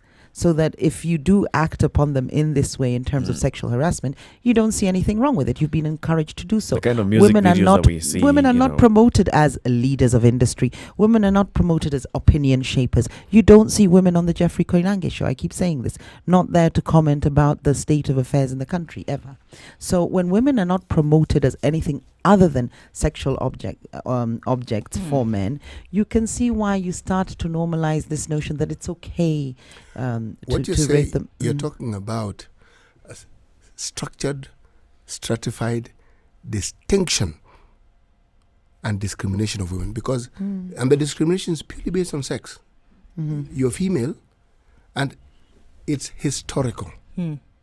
What started as division of roles, where women do this, men do this, later became now discrimination, because that very your femininity now became the tool that was used against you. So your sexuality, yes. because as a woman you are allowed to have a sexuality. Do you understand? It's you're or actually sensuality you're as well. not allowed. It's your right. It's your right. But It's not someone. any- You don't have any- natural You thing. can't ask for any permission to have any a right. expression of this is looked at as an invitation to be raped or to be harassed. So if I wear a short miniskirt because I want to enjoy my sensuality, my sexuality, my whatever it is, I have a right to that. But it's been It's not to misconstrued then say as an I am then information for violence to inviting. be meted upon you. Actually, Absolutely. the process is worse than that. You go through a process and you get to a point where you dehumanize this person. So everything you do to them is okay. Because they've been sexually yes, they've been objectified. dehumanized. Yes, They're exactly. objects They've of been sex. objectified. So there is. And who does that? The media. Men. The media has a big role to play in this, in how women are perceived by men. Men, no. Men don't need the media to do that. So if we talk about enforcement, which is what Ndu is raising this morning, that we know we need more stringent measures for enforcement of, because we have law, we have discussed this. Well, you can have the law, but if the How do we societal attitudes enforce it don't better? support, if we're talking about the societal attitudes that enable for or that don't put to task those who are responsible for enforcing the law because of the societal attitudes. Right. If it was a child who was killed, you would see pressure from society to make Insistence. sure that the force or the law was enforced. But because this is taken as a light subject, and this is why we're looking at the societal attitudes, why is it taken as a light subject? And it should, and to say that it should not be, it should be taken as something very serious, because you're dealing with exactly dehumanizing people. Yeah. And it should be taken as something serious because of that mental conditioning that has taken place over time, that it is all right, or that you can invite some kind of violence on someone because of how they dress or because of how they feel on a certain day. You can't do that. And we're saying that there is no enforcement, or there is not serious enough enforcement because of these attitudes, But don't because you of see- this kind of thinking. How do we And change that this? The is why- majority, That's the question. How do we of change this? enforcers are men. Exactly. The majority of lawmakers in this point. country are men. And judges are men, because there's a lot of The acquittals in these majority cases of as well. people who are supposed to do what you're saying are men. The So entire should we chain, perhaps man. set up a whole court and judicial or justice system for women in such situations, so that Why not? there's actually a reporting office that Why you go not? to, and it's only women policemen, and then from there the prosecutors are women, or the defense counsel is women, the judges are women, and it's a special court or legal process with all the instruments at play or in play for women. If you Now, look, that's lateral thinking. right, if you look at what happened in Very Rwanda, good. it was kind of like Well a done, forced. Jerry. In Rwanda, it was kind of like a forced situation, because Kagame was only faced with 79% of the people that he had to choose from were women. And what happened thereafter was that in these special courts that you're talking about, because there were so many incidents of rape after the war, now what happened as a direct result of that is that the courts that would be set up, or the implementation for legislation then of things like of sexual offenses, for example, then was spearheaded by women, and they got to understand, and then they were able to put policies in place because they came from a position of understanding, because they were able to condition thought differently by virtue of the fact that they understood the process that they were dealing with. And I'm saying that's what needs to happen. And I agree 100% with that. We have to be deliberate about this as well. Establish structures. If we are not deliberate about this, this is going to be something that's going to do more than eat into us. I think one of the recommendations of that task force that I mentioned is that one where I'm saying the police service established the gender desks, right? And the gender desks were mostly manned by women. And these women had also been sensitized. So don't just look at a woman who comes to report and look at her, like how you address that. You maybe you deserved it, or maybe you played a role Are in you it. saying It we doesn't shouldn't matter that look at women who are dressed well? No, I'm saying look that at us, the but I officer, mean, I beg. at that point, the officer had to be sensitized on how to respond, on how to react, and how to receive the person who is complaining. So moving all the way up, we have labor courts, we have a family court. We should also have a gender or sexual offences court as well. You know, these matters are and the never solved. prosecutors should also be specially trained and sensitized on this matter. I'm agreeing with all of you because serious matters like these require a multi-pronged approach. There isn't going to be one solution. People need to be educated. You need to strengthen whatever systems we have. Behavior change intervention yet again, because these attitudes are passed on. They're not written anyway, but how do we learn mostly? Through observation, really. People say it's the most basic and the most potent form of data collection. You imbibe information, you imbue it. How women are handled. How does a young man understand how women are handled? The first thing they do is they learn from how the father handles the mother. It starts there, basically. Then you go to school.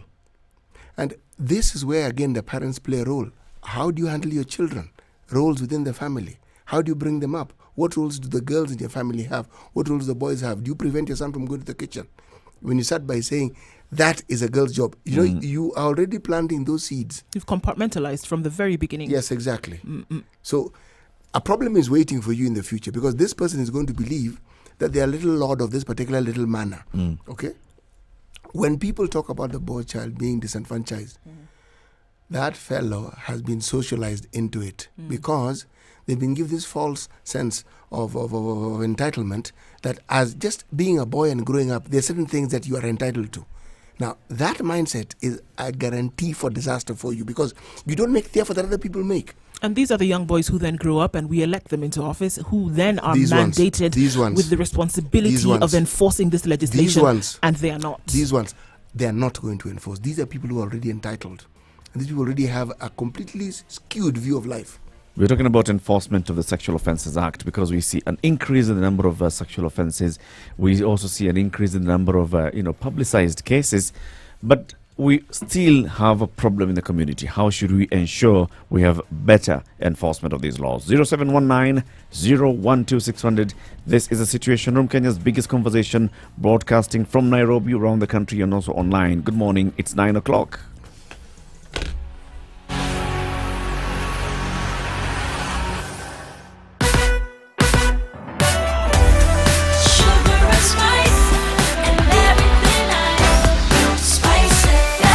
Spice up your life. Okay, so traffic. It's one good thing, because the star is shining in Parklands and there's no traffic heading towards town from the Nairobi Museum heading into the CBD. So there's an alternate route that you could use if you're trying to get downtown. Ngong Road is not as hectic this morning. People on Ngong Road decided to take my advice and sleep, apparently. It's always a good thing. All right, getting into the CBD via Langata Road is proving to be a headache of all sorts today. Thika Superhighway is not so bad because a few people have been able to get it into the CBD. Only took 2 hours, but hey, who's counting? 0719 012 600. Any other information that you would like us to know about, do give us a call. We'll keep you moving this morning.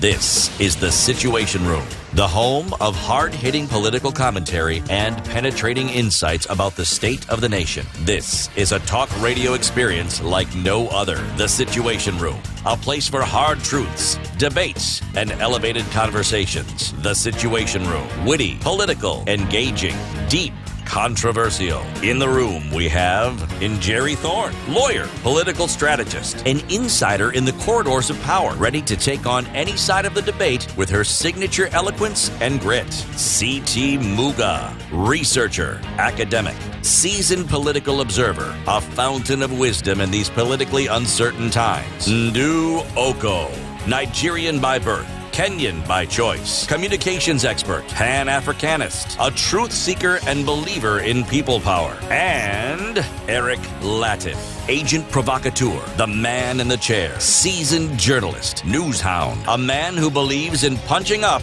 not down. This is the Situation Room. The only way to start 2 your minutes after day. 9 o'clock. Good morning and how are you doing? This is the Situation Room on Spice FM 94.4 Nairobi, 87.9 in Mombasa. We are in Kisumu on 102.5, Nakuru 96.0, Nyeri 90.9, Eldoret 96.6, Malindi 97.6. We're talking about the Sexual Offences Act. We have a law in place that is supposed to actually deal with incidences of sexual offences, sexual harassment, wherever it may be, in the community, in the workplace, wherever. Then there's the issue of enforcement, and maybe the enforcement is wanting, and that's actually not maybe. That's what Ndu Oko is saying. There's got to be a mind shift if we're going to look at the enforcement of this legislation. There's a reason why it was put and made into law for this country, because we are talking about children, young girls, young boys, up until however old you want to see it, because a sexual offense is a sexual offense. Whether it is deemed harassment, whether it is deemed an offense where you're actually taking away the soul of an individual. Because look, let's just be honest, that's what something like rape is. Now, if there is no understanding, or even if there is reluctance to make it a serious issue, we are not going to have this kind of legislation. And I'm saying there has to be conversation. There has to be a mind shift if we're going to get this to change. Otherwise, we're going to continue seeing things like this happening in this country, and we're going to get to a point where it is actually going to be deemed an epidemic of astounding proportions that we're not going to be able to control as a country. Why do we get so incensed when children are killed? Why do we get so incensed when there is war and people are murdered? This is the same thing, but we're not able to do it because it seemed a soft, social, conditioned issue. And I'm saying it is not. People are being killed even though they're still walking around. Children's lives are being taken from them because we are not putting as much importance on the enforcement of this legislation as we should. We should. Unfortunately, the custodians of this enforcement, or the custodians of this legislation, also, like CT said, are individuals who've been conditioned as well. And I'm saying the conversations need to happen. The insistence needs to take place if we are serious about it. And I dare say that, and I guess it's human nature, but when something comes home, the closer it comes home is when we'll find something being done about it, or some enforcement being taken more seriously. And I'm saying it doesn't have to reach that point. We need to do something about it now. I think in organizations, the first step is ignorance as well. There needs to be a lot more sexual harassment training for the employees. There need to be measures in place in terms of reporting mechanisms that safeguard the integrity or the dignity as well of that person reporting, and also keeps their job, because of course that's what is at risk, and that's what the overarching goal for being at the job is, to make money, earn an income. So I think in the first instance, we need training in the workplace. This is for sexual harassment, for people to know what sexual harassment is, because sometimes it can be very uncomfortable, but you can't quite articulate exactly what is happening. So it can be repeated gestures, it can be repeated utterances that start to make you very uncomfortable as a woman to go to work. But you yourself are not aware that there's actually a law protecting you from this. So all organizations need to start training their people on what sexual harassment is. Both men and women, because not only is it women that are victims, but men can be. But most importantly, sometimes men can cross the line not realizing what they're doing. So it's important they realize what is legal and what is illegal. There's no harm in a sexual advancement, so to speak, an interest, showing an interest. but it becomes harassment once it starts making the other person uncomfortable. So training in the workplace, having a framework through which somebody can report, a reporting framework within the workplace. I think if we start with that, if we're looking at sort of a corporate level, and then now, of course, we need a legal system that works, and we need an environment with a mindset or with societal attitudes that appreciate just how serious a crime this is. You know, when it comes to like enforcement, if you look at organizations, things like safety and training of emergency evacuation and emergencies, it's actually now a requirement. It's a requirement that now that you have a fire license, or not a fire license, a fire extinguisher license. Is it firearm or no fire extinguisher license? Even you actually get that. You must make sure that you get that from the local authority, from City Hall, for example, the Nairobi County. If you're running a business, you must have a fire extinguisher, and that comes with the responsibility of ensuring that you've also trained people on how to fight fires, on emergency evacuation and such. And you must have a place that is designated. This is where our assembly point, our fire assembly point is. We should do the same thing with this case of sexual offences. The training and all, and we should have a place where you report that we have conducted regular training. Let's say it's quarterly training, it's monthly training, it's half-yearly training, but you have some certain frequency of training, and there's a clear, reporting mechanism that this is how our reporting mechanism is in this organization, and these are responsibilities of the various people in that chain. Eric, you have a point. I want to give an example of something that seemed not possible at a certain point in time, and when behavior change interventions put into place, it did happen. It was conducting what we call voluntary medical male circumcision among a non-sizing and a traditionally non-circumcising community among the Lugos, for instance. It was deemed like this would never work. They don't circumcise, it's not going to work. They're not the only ones, but predominantly in this country, they form a large group. Now, it took a long time, but alongside that, and what made it potent was that research had proven that circumcision could help reduce possible infection by 60%. Now, it's a huge percentage. Now, this message was sent. Now, to understand just how powerful it became, the people who championed this more than anybody else were the mothers of boys. They are the ones fathers would bring boys, but mothers championed it. They would bring their sons. They saw the importance of it. Now, if you read the papers in the last few months, there's something that you will notice very often when it comes to the field of HIV. Now, I'm speaking about something, a topic that I'm familiar with. More and more reporting seems to be of people who are defaulting on treatment. More and more you hear infection rates rising among children. And it coincides with the time when funding cuts for this particular work has gone up something like almost 60%. Okay. Now, whether the reporting ties this to the other, I'm not saying I know. I'm simply saying this. When funding is cut, usually for such activities, the activities that suffer the most are the community-based activities. They're the ones that suffer by far. The people whose work is reduced predominantly. Now, tongue-in-cheek here, because the work I did was community. Now, if you look at the funding the world over, if you look at even, say, if you go to Botswana, who got a very huge chunk of this because their prevalence was actually alarming. They are also reducing in community work now. What that means is people who ordinarily would not access healthcare easily now will not. Because when you say easily, it means they live in remote places, getting to them is difficult. But the funding enabled it to be continuous. Right. It's the continuity I'm speaking of here. That's why I give the example. It's a long example, but yes, it's a lot of information. Not long. You lost me. I thought we were on HIV for a minute.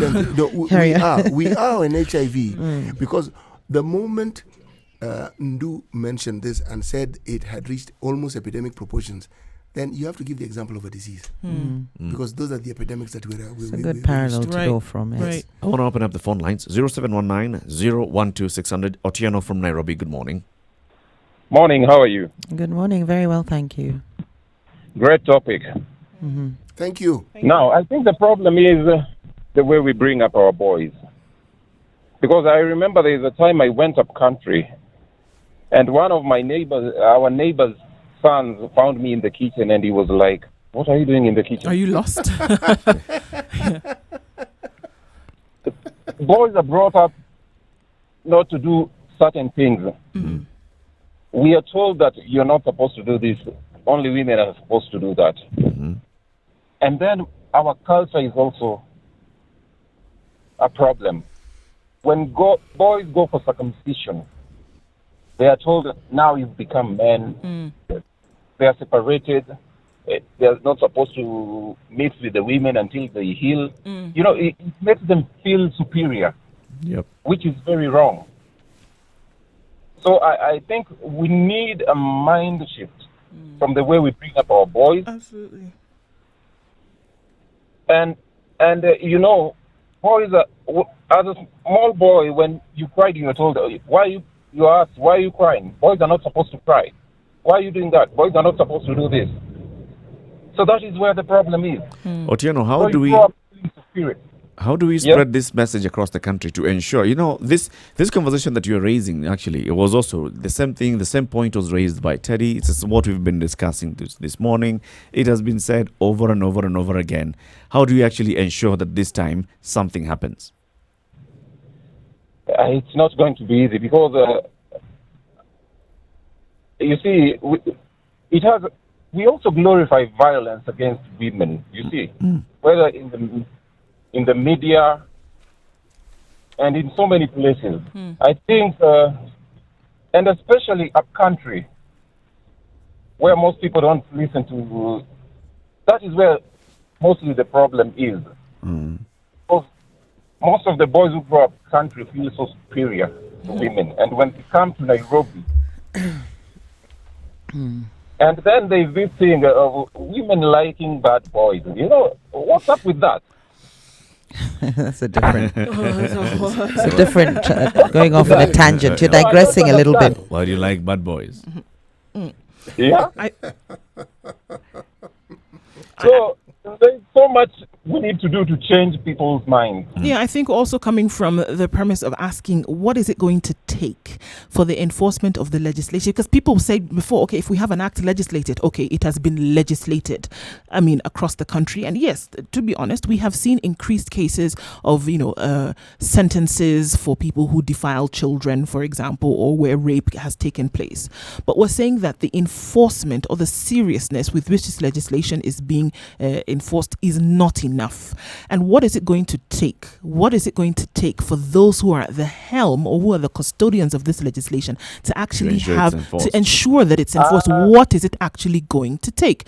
Otherwise, we are getting ourselves to a place where we're not going to be able to handle it anymore. And this is even more than just deterrence to say that, okay, well, if you sentence someone to 10 years in prison for having committed an act of rape, then maybe it'll stop others from raping. No.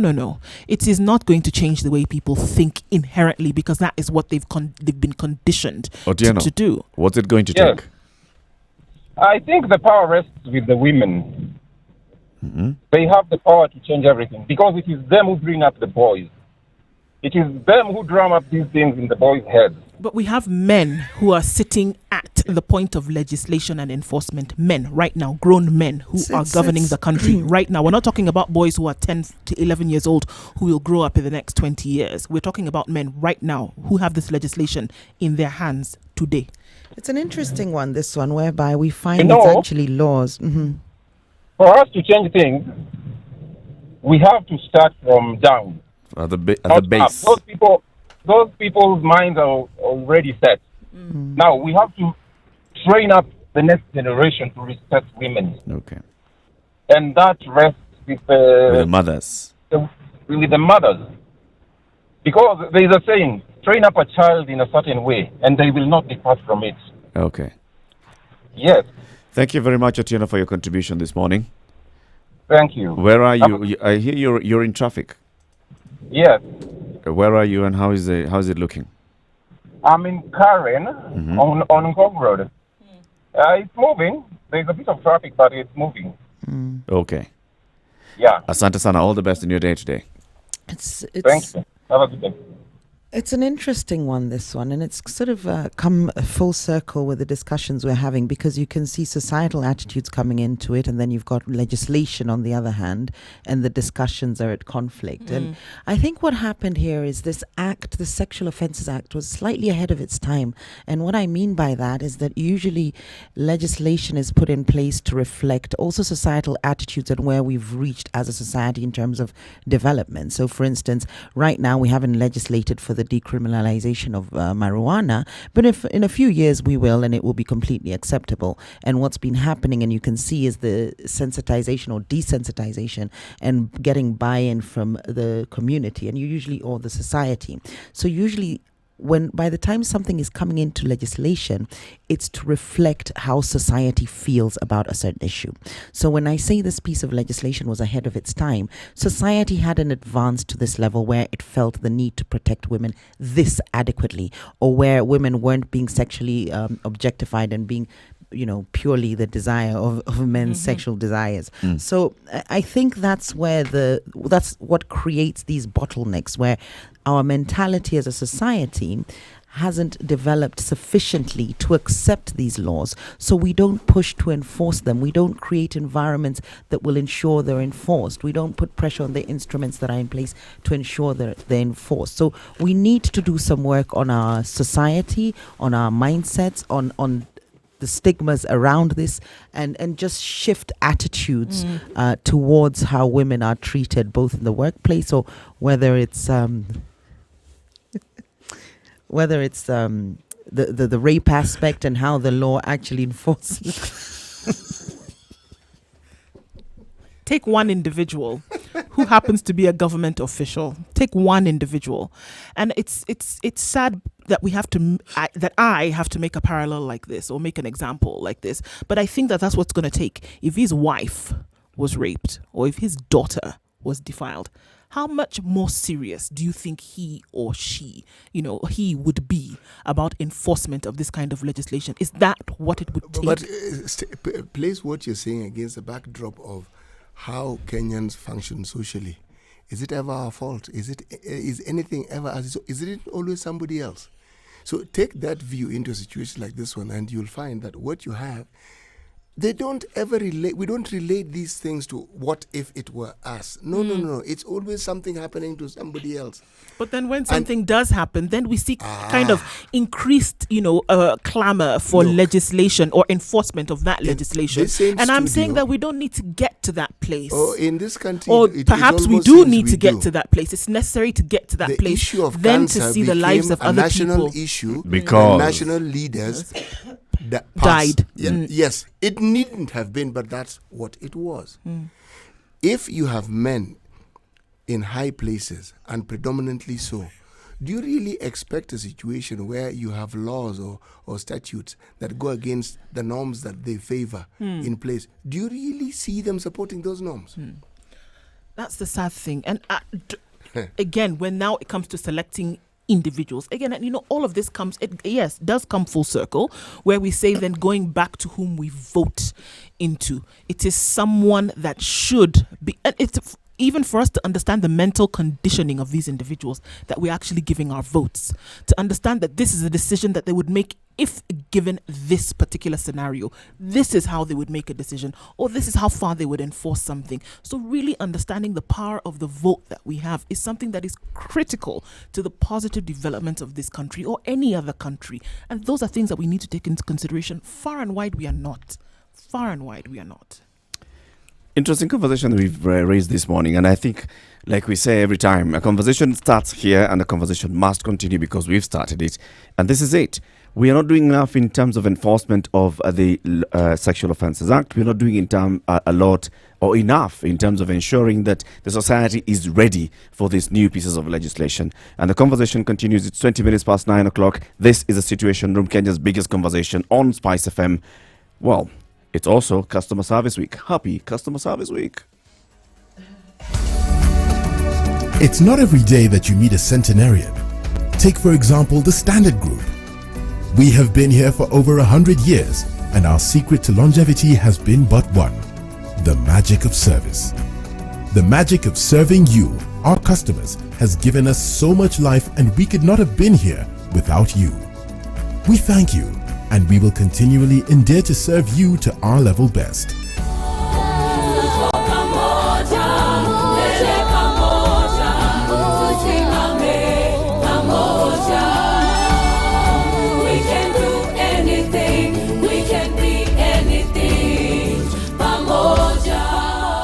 The Standard Group Customer Service Week. You mean the world to us. 96.0 Spice FM, Nakuru. How well do you know your country? Given a chance, where would you go? Not so many places, huh? Would you even know how to get there? Yes? No? Maybe? I don't know. Well, oh ye gallivanters and tourists alike, here is your chance to not only know, but also visit amazing destinations in Kenya with complete recommendations, guides, and tips on accommodation spots, wellness stops, and food joints all over Kenya.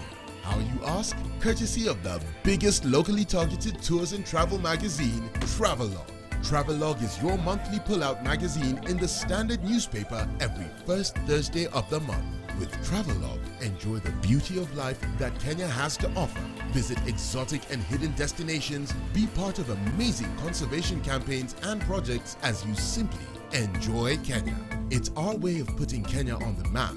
Grab your copy and be aboard the fun wagon as you improve the quality of your local travel experiences. Travelog, Jione Kenya.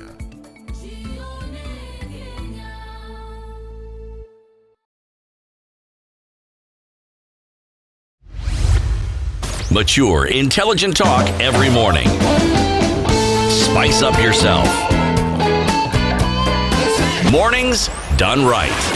94.4 Spice FM, Nairobi. We are actually very good at apportioning blame. So I don't want us to go that route this morning. We have a situation that clearly needs addressing.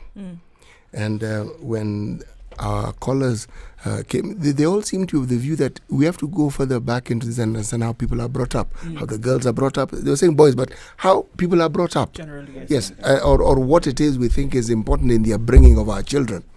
And since the harassment is predominantly men against women, or on women, then again, if you begin a process of ensuring that people understand not just the legislation around this, but why it is that we call these activities harassment and why we consider them wrong.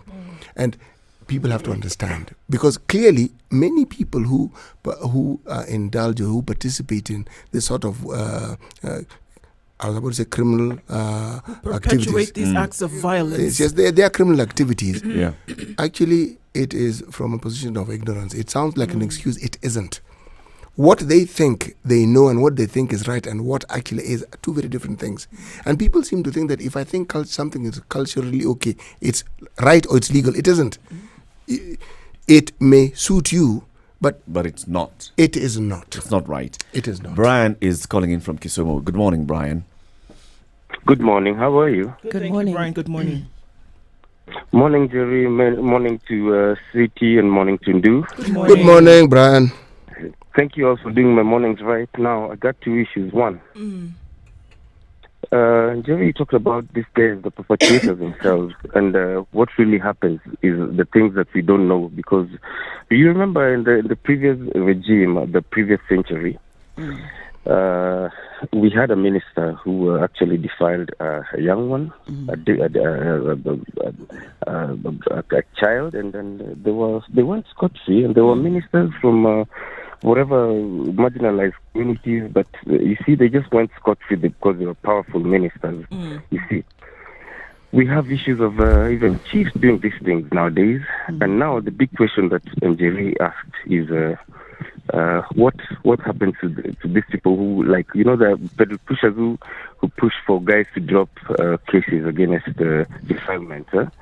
Some guy has a chief somewhere or a senior person somewhere, and they say, yeah, they pick up some packets of flour and a few thousand of shillings, and they go go to the there, home. you know.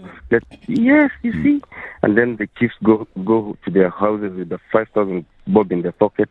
And you see this thing, like Jerry said, is never out of the image of the child. Yeah. You cannot take it back. You cannot replace it. You see. Yeah. So what is really this that is happening, and what ought to be done about it? Because look, you have just stolen away everything from that child, from the lady or from the girl. You see, and nothing happens. Nothing happens. The same issue as the people who work in offices. Yeah. You touch someone inappropriately, like again, I think someone mentioned there, and then because it's one too many big voices, someone is slapped in the office, and then they're told, "Oh, you shut the hell up," and then they twist up the case, and something else is referred to. Yeah. So you see, these are things that need to be aired as well. Thank you very much, Brian. Thank you, Brian. All right. Thank you. Good day. Asante sana. Thank you. I think this also just sort of goes into what we need to talk about. Our what we've called societal norms also derived from our cultures and practices. And not that we need to be adopting, from those and adapting from what we had before and coming into new things, that we need to look at the society, how far we have advanced, and what we consider right and wrong, and what was considered then was a way of dealing with it. Because what Brian has actually mentioned was a way of dealing with it. So you come in and the penalty would be you have broken the cow's leg, so you're going to pay A, B, C, D. It was a way of dealing with it then. That way of dealing with it then does not necessarily mean that it can actually still work now. No. I think maybe we didn't understand the psychological trauma that follows such events. So maybe now with the understanding of that, we can begin to place more weight on the crime itself. And you're not going to get away with bringing, a few, bags of milk or whatever it was you'd give as compensation to the family. And you can't get away with that. And, to really understand, yes, the psychological impact of what an act like this has on an individual, and let's just categorically state, to never function normally ever again.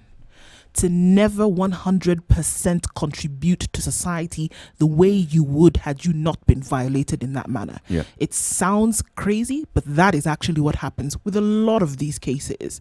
To never be able to make a contribution wholly as an individual to society, to this very country that we're talking about. So you remove that from an individual. What you're doing is that you're removing an ability from them. You take that away from them, essentially. You take a part of their spirit, which you can never replace.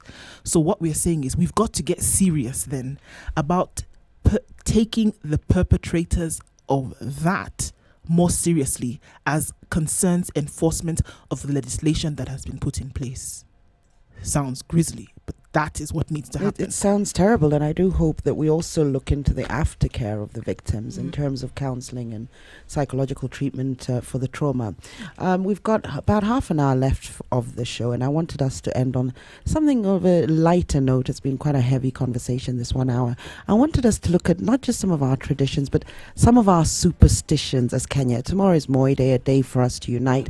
There's been a directive that's been issued from the Ministry of Interior that it's a bank holiday, and we should take a day off and actually do activities that are patriotic and unite us. And one of the things that, of course, divides us is tribe. And within tribe, you have different cultures, different superstitions, different behaviors, and so on. But we tend to look at tribe and the division as negatively, and that's what we talk about, negative ethnicity.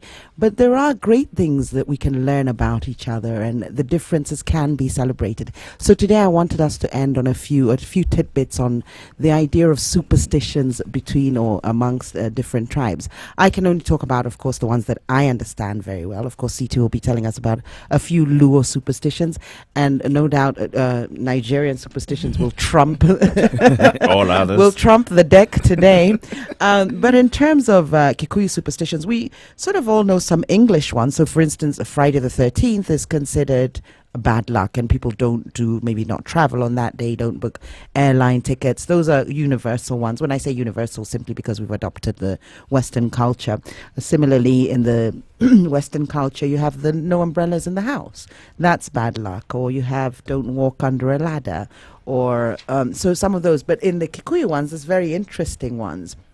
one of my favorite ones, because I managed to rationalize it after I heard about it and after living under it for a number of years, was that you don't sweep litter or you don't sweep dirt outside at night. So after dark, if you've swept the house, you can't take whatever you've swept outside the door, or you can't take litter outside the house.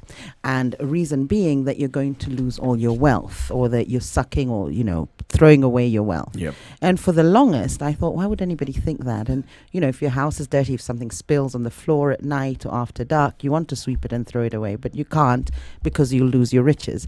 And then I managed to figure, of course, it was because perhaps in olden days when it was dark, no electricity maybe, you'd throw away some valuables without realizing it. You throw out your wealth. Literally, it at would happen. night, yeah. So you then have this rule that you don't throw anything away at night. Yep. Another interesting superstition, Kikuyu superstition that is dreaming of meat. It's apparently associated with death. And meat is actually a very sensitive topic. You can't ask for meat either in Kikuyu culture. You can't, if somebody asks you for meat, you must give it to them. So really you shouldn't discuss meat, which is a very interesting one. I can't think of the rationale behind that, but yet another interesting superstition from the Kikuyu community. CT, you're clearing your throat as if to tell us of an interesting newer one. Those cultural superstitions and what they are. Of course, we'd love for you to also contribute and tell us what superstitions you know of in your community. 0719 012 600. We're opening up the phone line for the next half hour of this show. 0719 012 600. It's 28 minutes to 10 o'clock.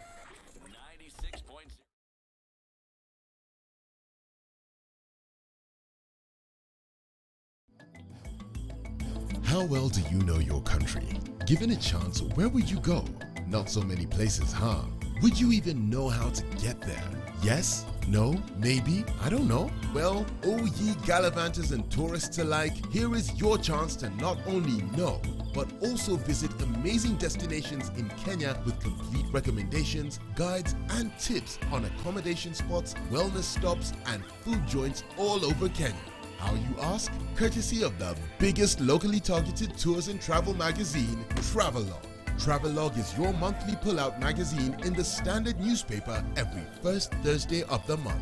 With Travelogue, enjoy the beauty of life that Kenya has to offer. Visit exotic and hidden destinations, be part of amazing conservation campaigns and projects as you simply enjoy Kenya.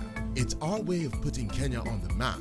Grab your copy and be aboard the fun wagon as you improve the quality of your local travel experiences. Travelogue, Jione Kenya.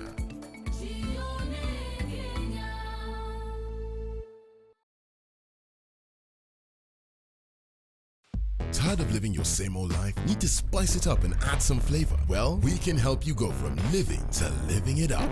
East Africa, are you ready to be a part of the most vibrant entertainment scene with the best, freshest music, travel tips and destinations, fashion, tech and health trends, as well as your favorite celebrities' lifestyles? Introducing your favorite entertainment magazine, Pulsar, the ultimate all-in-one guide that will give you more meaning to life. Catch up with your celebrity writers and contributors to stay up to date with what's happening around you, where and how you can be a part of all that. The lifestyle guide that has been missing in your life. Pulsar. Live it up.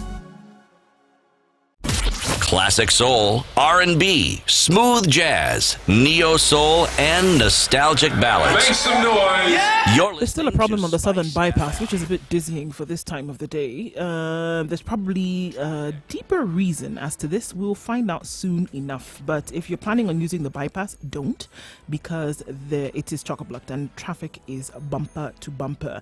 Everything else seems to be moving along smoothly. Getting into the CBD from Mombasa Road or doing so from Thika Road, Waiakere, Langata Road or Ngong Road is not so much of an issue now. There was a bit of a snarl up around the City Stadium roundabout on Jogo Road, but that seems to have eased up fairly. It is Friday, as they say. So we expect a lot more people to be on the road. Eric has decided it is Friday and he is not lying.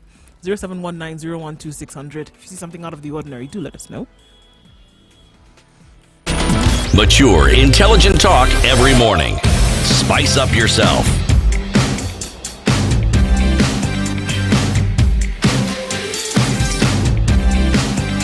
Mornings done right. 94.4 Spice FM. It's Friday. Yes, it is. It's the day before Moi Day. So therefore, you know what that means, because tomorrow is not a work day. Then, therefore, it's Friday. This is the Situation Room, Kenya's biggest conversation. We're now looking at superstitions. We'd like for you to call in and contribute on this. I had Ibrahim from Isibani on the line, and he dropped, I think. Ibrahim, please call back. We'll put you on air on this. 0719 012 600. Counting your children, by the way, is bad luck. Yeah, it's bad luck. For not just in many communities. In many communities, you don't count your children by number. There is no superstition or myth that doesn't have an origin, and usually a logical one. And the fact that I don't know it doesn't mean it didn't exist. It just means I don't know it. Child mortality at a certain point in time was high. You really didn't know. It was like a game of cards. You didn't know how many children would survive. Right. And that's why you had many. Of course. Yeah? So that the odds would work in your favor. Okay. So why it was then mentioned, since you didn't know whether they would survive or not, you simply hoped that they would grow. Now, if you had two, what they then said was, counting them was like bringing on disaster. It's like quoting disaster. Essentially, it wasn't disaster. It's by mentioning them, you're announcing to the spirit world that they exist. That they exist. And they believed that some of the illnesses they couldn't explain. You see, like crib death. How do you explain crib death to someone who didn't? Well, if it wasn't explained to me from a medical term, I wouldn't understand it either. But how would they understand it? There had to be forces that were responsible. And usually they would find some person, and again, women. It was always some woman who had an evil eye, who looked at this child, or who did something that brought about the death. It's what mankind has done from time immemorial. Things that we can't fully understand or explain rationalize them within the body of knowledge that we have. You then transfer it to the spiritual realm. Right. And you explain it with your understanding there. For instance, among the Luo, when you wanted to scare a child about the darkness, there was this unmentioned force called Koko, K-O-K-O, that would grab you or catch you. You are scared. You said, if you go outside, you might meet this Koko. Yes, Koko. Yes, boogeyman. They left it to your mind to conjure up. So what Koko is? Yes, now with that mindset, if you say walked out at night, anything you saw was Koko, and it would move. A bush that you see every day in the darkness, because of that thing in your mind, it moves. Was Koko a monster? Was he evil, or is he evil? Is it just a boogeyman? Left up to your interpretation. So it's not the devil. They leave it to you. Now let's go to Mombasa. Are you ready for this one? Yes. Collins, good morning. Morning to you guys. Morning. Wow, it's a wonderful Friday. Sasa. Today is Wednesday. Friday. Tomorrow's a bank holiday, so that's it's Friday. Collins, umeskuma. Yes.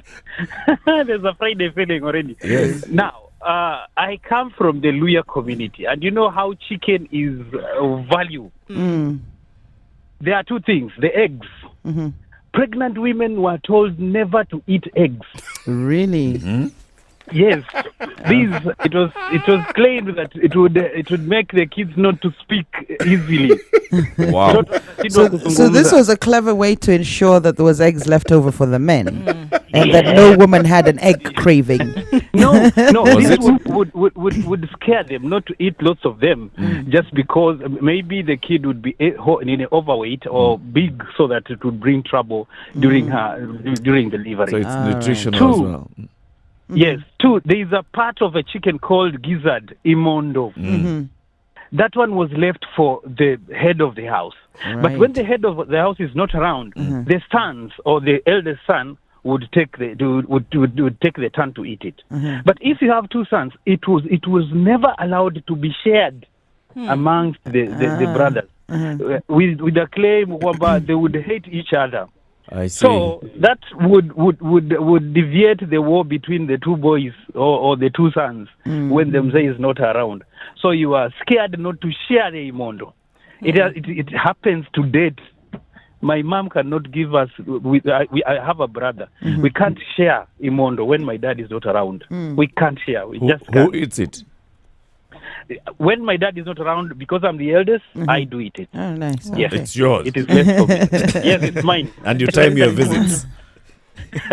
Yes, I'll be visiting later in the year. But by the way, I like when Ndu does the traffic in Pidgin. Don't worry. Maybe tomorrow is a holiday. Don't worry. Okay, have a nice day. Okay, you too. Enjoy your holiday tomorrow. Yeah, thank you. All right, thanks, Colin. Mina. Hey, good morning, Spice FM. Good morning, Mina. Mina. Always a pleasure catching you guys early in the morning. Not too early though, but early enough when I'm on the go. I have really enjoyed today's conversation, and I wanted to make a contribution. And you ending it up with the superstition, and you know, in as much as we're in 2019, and no matter how exposed or educated we are, a lot of the you know, the things we do, we tend to borrow a lot, or maybe act in certain ways because of the way we were brought up with all these superstitions and mythical narratives. A lot of them passed on using, you know, the oral tradition or what we call, because, you know, in the African setup, yes, there was no universities, there were no high schools or whatever, but there was education, and there was wisdom in a lot of the things that people practiced and even said, even though some of them would appear superstitious or meaningless whatsoever, but there was a bit of meaning in most of them. And even going back to the discussion you were having earlier about the boy child and being told, hey, you cannot, you know, be in the kitchen, you're a boy, you know, or how can you be playing with girls? Girls and boys don't play together. Yes, it goes down to the, you know, that oral narrative and oral tradition that you know, grandparents used, because then there was no education and there was no much exposure, but then that's the best they could do to make sure that there is order in society. Unfortunately, what happens today is knowing that we are still trying to recover from the traditional African kind of setup where there's a lot of this oral mythical narratives and superstitiousness that almost like influences our behavior and our mannerisms and all those things. What we do is over legislate and come up with affirmative action and, you know, elevate, you know, this part of society because they're oppressed, and kind of throws a spanner in the works. It doesn't help, if you ask me. And Jerry was one talking a bit earlier and saying, oh, we need to have now a women's court with a women judge and a women prosecutor. I'm like, really? Yes, we need to go to that extent. Actually, yes, we do. No, I think it's just a waste of time. We're just overcomplicating, overthinking. It's not a waste of time for the victims. It's not a waste of time for somebody upon which this kind of violence has been levied. It's not a waste of time, and that's what we're saying. If we continue to, exist within these attitudes, we are going to have a serious problem. You're sort of wanting to lament over days gone by. Society's transformed and it's evolving, and we have to move with the times. It is transforming slowly, not really. We want it to transform quickly. We want it to transform quicker. That's what we are saying. Okay, Mina. With the legislation Asante sana. Where are you today? Yesterday you were somewhere before Nyayo. Same spot? Oh, okay. Yes. Been there for 20 minutes and it's moving? Not really. Today it's like 15, thereabouts. Okay. Thanks, Mina. Have a good holiday Have a good tomorrow. one. Thanks. Hey, all right, bye-bye. Let's go back. And it's Wednesday, not Friday. It's Friday. Oh, yeah, it's Friday. Yes. And it's not a lie. Have a good one. All right. Solomon in Mombasa, good morning. Good morning, Eric. Good morning, everyone. How are you? Good morning, Solomon. Morning, Solomon. Yeah, so tomorrow being a Saturday. Yes. Yeah, voila. Yeah. Now, let me give a contribution on the superstition. And mine is not more of a superstition. It's something that I came to understand that it's kind of realistic in what we do as Kikuyu. You know, we have so many ceremonies that we always we are chinjai mbuzi and all that. So there is a part of the mbuzi which is called geshiri. It's the arm side of the goat. Yep. Very soft. Yes, very soft. So what happens after the person who is eating the geshiri, after you eat all that meat, you need to break that bone. So if you failed to break the bone, you had to pay. You had to pay with either 5 goats or 3 goats. And the reason behind it was, they said the moment that people are throwing that piece of bone, because it's wide and it lays on the ground, it prevents the grass from growing. So we will not have more goats, areas to feed them and all that. So that was one thing that they used to do. So you have to break that bone, and the person who eats that piece of the is meat required to perform that duty. It's to break the bone, and also it needs to call the same people they were eating with needs to also arrange for a second goat eating. So it also made people like always have ceremonies and gather around. So it was a part of the person who's going to eat will say, I'm going to also change a goat at a certain day, come and eat. Interesting. Interesting. I like the explanation behind it, the breaking of the Solomon, thank the you. bone. Thank you, Solomon. Welcome. Have a good one. 0719-012-600. The superstitions in your community. Let's actually cross over to West Africa. Ndu Oko, good morning. It's interesting because a lot of the superstitions or traditional stories that have been passed down are actually based on lessons that people wanted either children or people within the community to learn. And one of the things that jumps out at me is that you never fetch water at night because you will be slapped by evil spirits. So the thing was actually to get you, the thing actually was to get you to plan your time well. So you don't wait until night to take your water can to the well to fetch water at night. Asking you to use the hours within the day that you have to get it done properly. Because if you then go at night, then you are basically wasting time that you would otherwise have used to sleep or do other things. So don't fetch water at night because you'll be slapped by evil spirits. So don't do that, because then also the evil spirit most times was used to scare people. So you would say, okay, we must do it during the day so that if we go out at night, we're not going to be chased down by the evil spirit. There are those communities also that say you don't mention snake. You don't say snake by whatever name you use it. Nyoka, you don't say it. Really? Yeah, Yes. you call it the animal of the earth. And also there was another one which was, I remember my mother saying this to us very, very many times, that you don't whistle at night. I've heard that. Yes, it's very, and we used to ask ourselves, my goodness, what is it about whistling? And then we realized later when she just say, look, you don't whistle at night, because then again, it was a tradition in the villages that, the evil spirits were out and that they welcomed the sound of whistling. But then this is a Christian nation, isn't it? Yeah, but then we realized, later that it was actually night. It was a time for you to be silent and rest. But the whistling brought about noise, and it was akin to music and entertainment and loudness generally. Activity. Activity. So it was a time for you to then just calm down and relax. So whistling at night, would bring the evil spirits. However, lights out. Yeah, but what it was is that we're saying it is nighttime, be silent, rest. On warding off evil spirits, I know in the Kikuyu tradition they use pork, whereby pork bones or just pork will be, I've seen people put pork in their property at the corners of a plot and so on. It keeps off evil spirits. Or put pork on your skin. So you fry some bacon. This is bacon Eric, am I making this up? Am I making this up, Eric? No, Eric knows it's true. That's what Eric, am I making it up? No, there's truth to it. Yeah, pork is known to ward off evil spirits. So what they do with kids is they fry some bacon and put some pork on them as the oil. They're like from the bacon. Although it's mostly borrowed, because actually also the Kikuyu really didn't have pigs, if you think about it. Didn't we?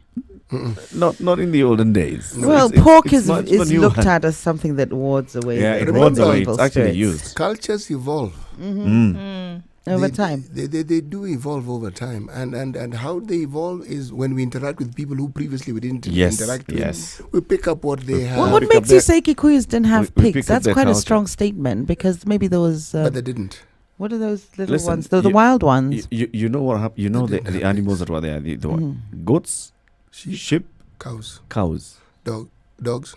Well, yes, and dogs. Donkeys. And for human consumption. No. Animals. Which are animals? There might have been warthogs, which are like pigs. No. Wild animals, No. Didn't They count. ate wild animals. They would go deer hunting. Yes, Ate wild yes, animals. they did. But not I rare. don't know enough about this to Not comment. It's rearing not my pigs. forte. So The I'll leave Kisi it. also have this one where they talk about the evil spirit, somebody with an evil eye. Not just the Kisi, actually. It's No, many communities. What is reported about the Kisi is practiced in other communities, not just reported as widely as the report among the Kisi. And again, it's women. It's always these witches. They always pick on women. A woman with an evil eye. Yes. And this person looks at you, and especially children. Bad things happen. And you have to go and exercise whatever is happening, and you rub things, and sand and you cause incisions and put dust and shards mud of glass. on it. And shards of glass come out. So in fact, the child is being rubbed like this, and what is falling off their skin is shards of glass. Are there any sand. positive ones in African traditions or in Kenyan traditions? But a lot of them seem... No, they're not negative. Well, they seem to be... They were communicated. They were a deterrent. Yeah, They the evil spirit. Yeah, the evil Are there spirit any promising ones? For instance, in English culture, you can wish on a star or wish on a wishbone. So you break the wishbone, the chest bone from the chicken, and two people break it, and whoever gets the bigger piece, you can make a wish. So that's quite a positive thing. So do we have feel-good factor superstitions? Eric, we've been told something we didn't understand. You see, now we understand how the empire collapsed. When you start wishing on stars and breaking chicken bones. Okay. This is it. So are there any sort of feel-good factor ones that are not necessarily deterrents, so it's not to do with warding off evil spirits or the evil that eye? revolves around herbalism. Like, for instance, you'd be told as a young man that there were certain twigs which, if you were talking to a comely young lady and you're chewing it, love it was a profound aphrodisiac with remote control properties. Should she chew it as well, or she would just her will would be subservient to yours, John, just because of the fact that you chewed it? Yes. Our producer John is telling me in Kikuyu community as well, if a bee entered your house, you'd have a guest. Well, the bee was already a guest. No, but a human guest. You'll have a human guest. Or if you choked on your spit, you were going to eat meat. Yes. Did you know that? If you choked on your spit, you're going to eat meat. Or if you had a pulsating, when your eye twitches, it was going to rain. So that's quite positive. It's indicator. And how did they explain when you have an itchy palm? That you were going to get money. I think that's across all traditions. That's everywhere. But it has to be your Wealth. right palm. If it's your left palm, you're going to lose money. So whenever you feel itchy on your left palm, just avoid the itch. Yeah. Don't scratch it. One of the things that among the Luo they did, there are children who have a problem with controlling their urges, the urinary tract. Their bladders. They have a problem with the bladders. What they were told that the only way you cured a child who had that problem, was they would tie a spider around your waist. Tie a spider. Yes, I can see you've understood it. The thought was supposed to. What they did, I would assume that it would. You would assume now that the logic would be, when it gets to a certain point in time, certain children shouldn't be allowed to take any more liquids. Just start there, something basic. But usually, these people had a problem that went beyond. This was just a manifestation, yes, of a problem they had. And usually there's something in that child's life that they were scared of, or something unresolved, and it bothered them. Yes. Because it's not that they do not feel like they need to go out. They do, but why do they stay in bed? Anyway, we didn't have time to psychoanalyze these things. It would be interesting to look at the reasons behind what then brought these superstitions to the fore. Well, even the broader culture, think about it. Even the things that we do on a daily basis.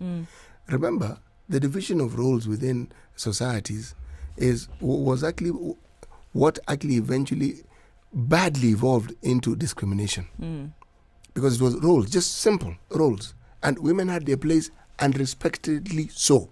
But look at how it has evolved. And there's one we have from the English culture that's actually become part and parcel of sort of everyday talk, verbal talisman almost, when you say knock on wood. Right. So knock wood, if you hope for something. And that stems from sometimes, it was the Holy Cross, but sometimes you wouldn't have it. Usually in those days it was made of wood. So it actually stems from Christianity and calling on some luck or some blessings, but not everybody had a cross, and usually the crosses were wooden. So then you would just some religions have beads. Knock on wood. So you pray and you talk and you keep counting the beads, and yes. Similarly, with crossing your fingers, that's very well known, and those wishing for luck will often cross one finger over another. A gesture that's said to date back to early Christianity again, and the story goes that two people used to cross index fingers when making a wish, a symbol of support from a friend to the person making the wish. So interesting ones, and they've come into sort of mainstream idioms. You know, we use them in everyday language. Fingers crossed, this will happen. Do any cultures have anything to do with leaning on a wall, maybe?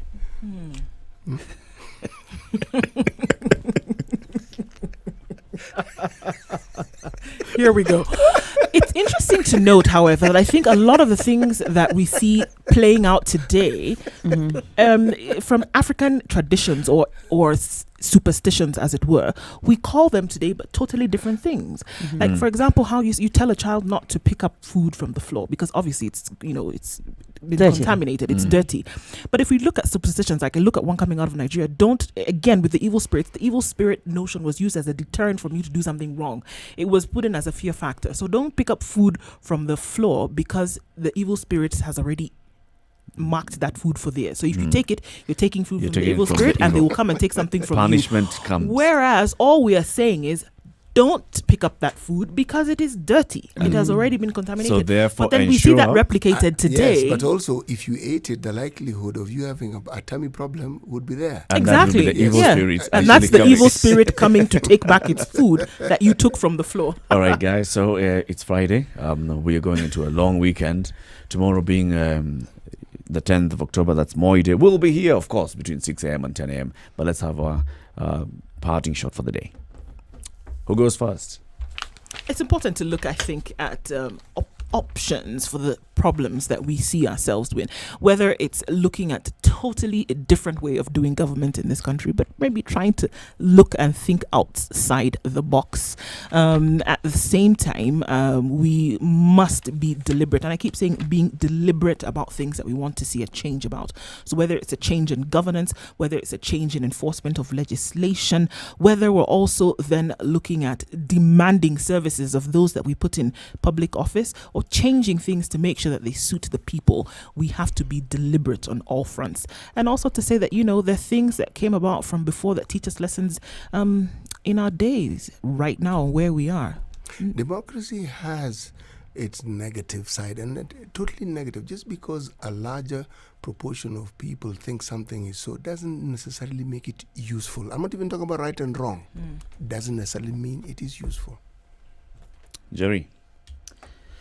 I think the sexual harassment topic struck a chord with me, especially given that it's actual societal sentiments and attitudes that are acting as a hindrance towards women getting justice, but more importantly, getting the protection that they need. So it's a shame that we're still behind. And for the first time, I've seen in action where the legislation has proceeded or is ahead and more advanced than the society for which it's designed. So for the first time, I always say a law is made for the man, but in this instance, man has been made for the law. We've got to follow the law before we actually get there. But how do we do that? We need to a lot of campaigning and desensitizing, and the patriarchy, we need to bring that down. I mean, some of the things, I've been socialized slightly differently, having grown up in a different culture or different society. And some of the things for me, I'm left flabbergasted when I hear that men feel important. I'm like, because of what? Why? Because of their genitalia, that's it, they feel Because of important. why? So it really is social conditioning, because my perspective is very different from what I experience here, and I've just been socialized differently. So it's completely reversible, or we can change it or tweak it so that we can have a better society for both men and women. My parting shot is to Professor George Magoha, the Education Ministry. Precious Talent School lost 8 children. And we cannot stop talking about this. 8 children died. You may go around the country closing all the schools, but that's not enough. The people who allowed that school, that Precious Talent, to collapse should be held accountable. They should be made culpable for their actions. Until the Ministry of Education officials who actually were in charge of that are taken to book, then I think nothing else that you're doing is enough. You may close them all you may want. Well, today is Friday because tomorrow is a public holiday. But indeed, today is actually Wednesday, the 9th of October. Tomorrow is the 10th. We wish you a lovely Moi Day. But we'll be here 6 a.m. to 10 a.m. The show continues. The conversation continues. Please tune in and listen to the kind of conversations that we'll be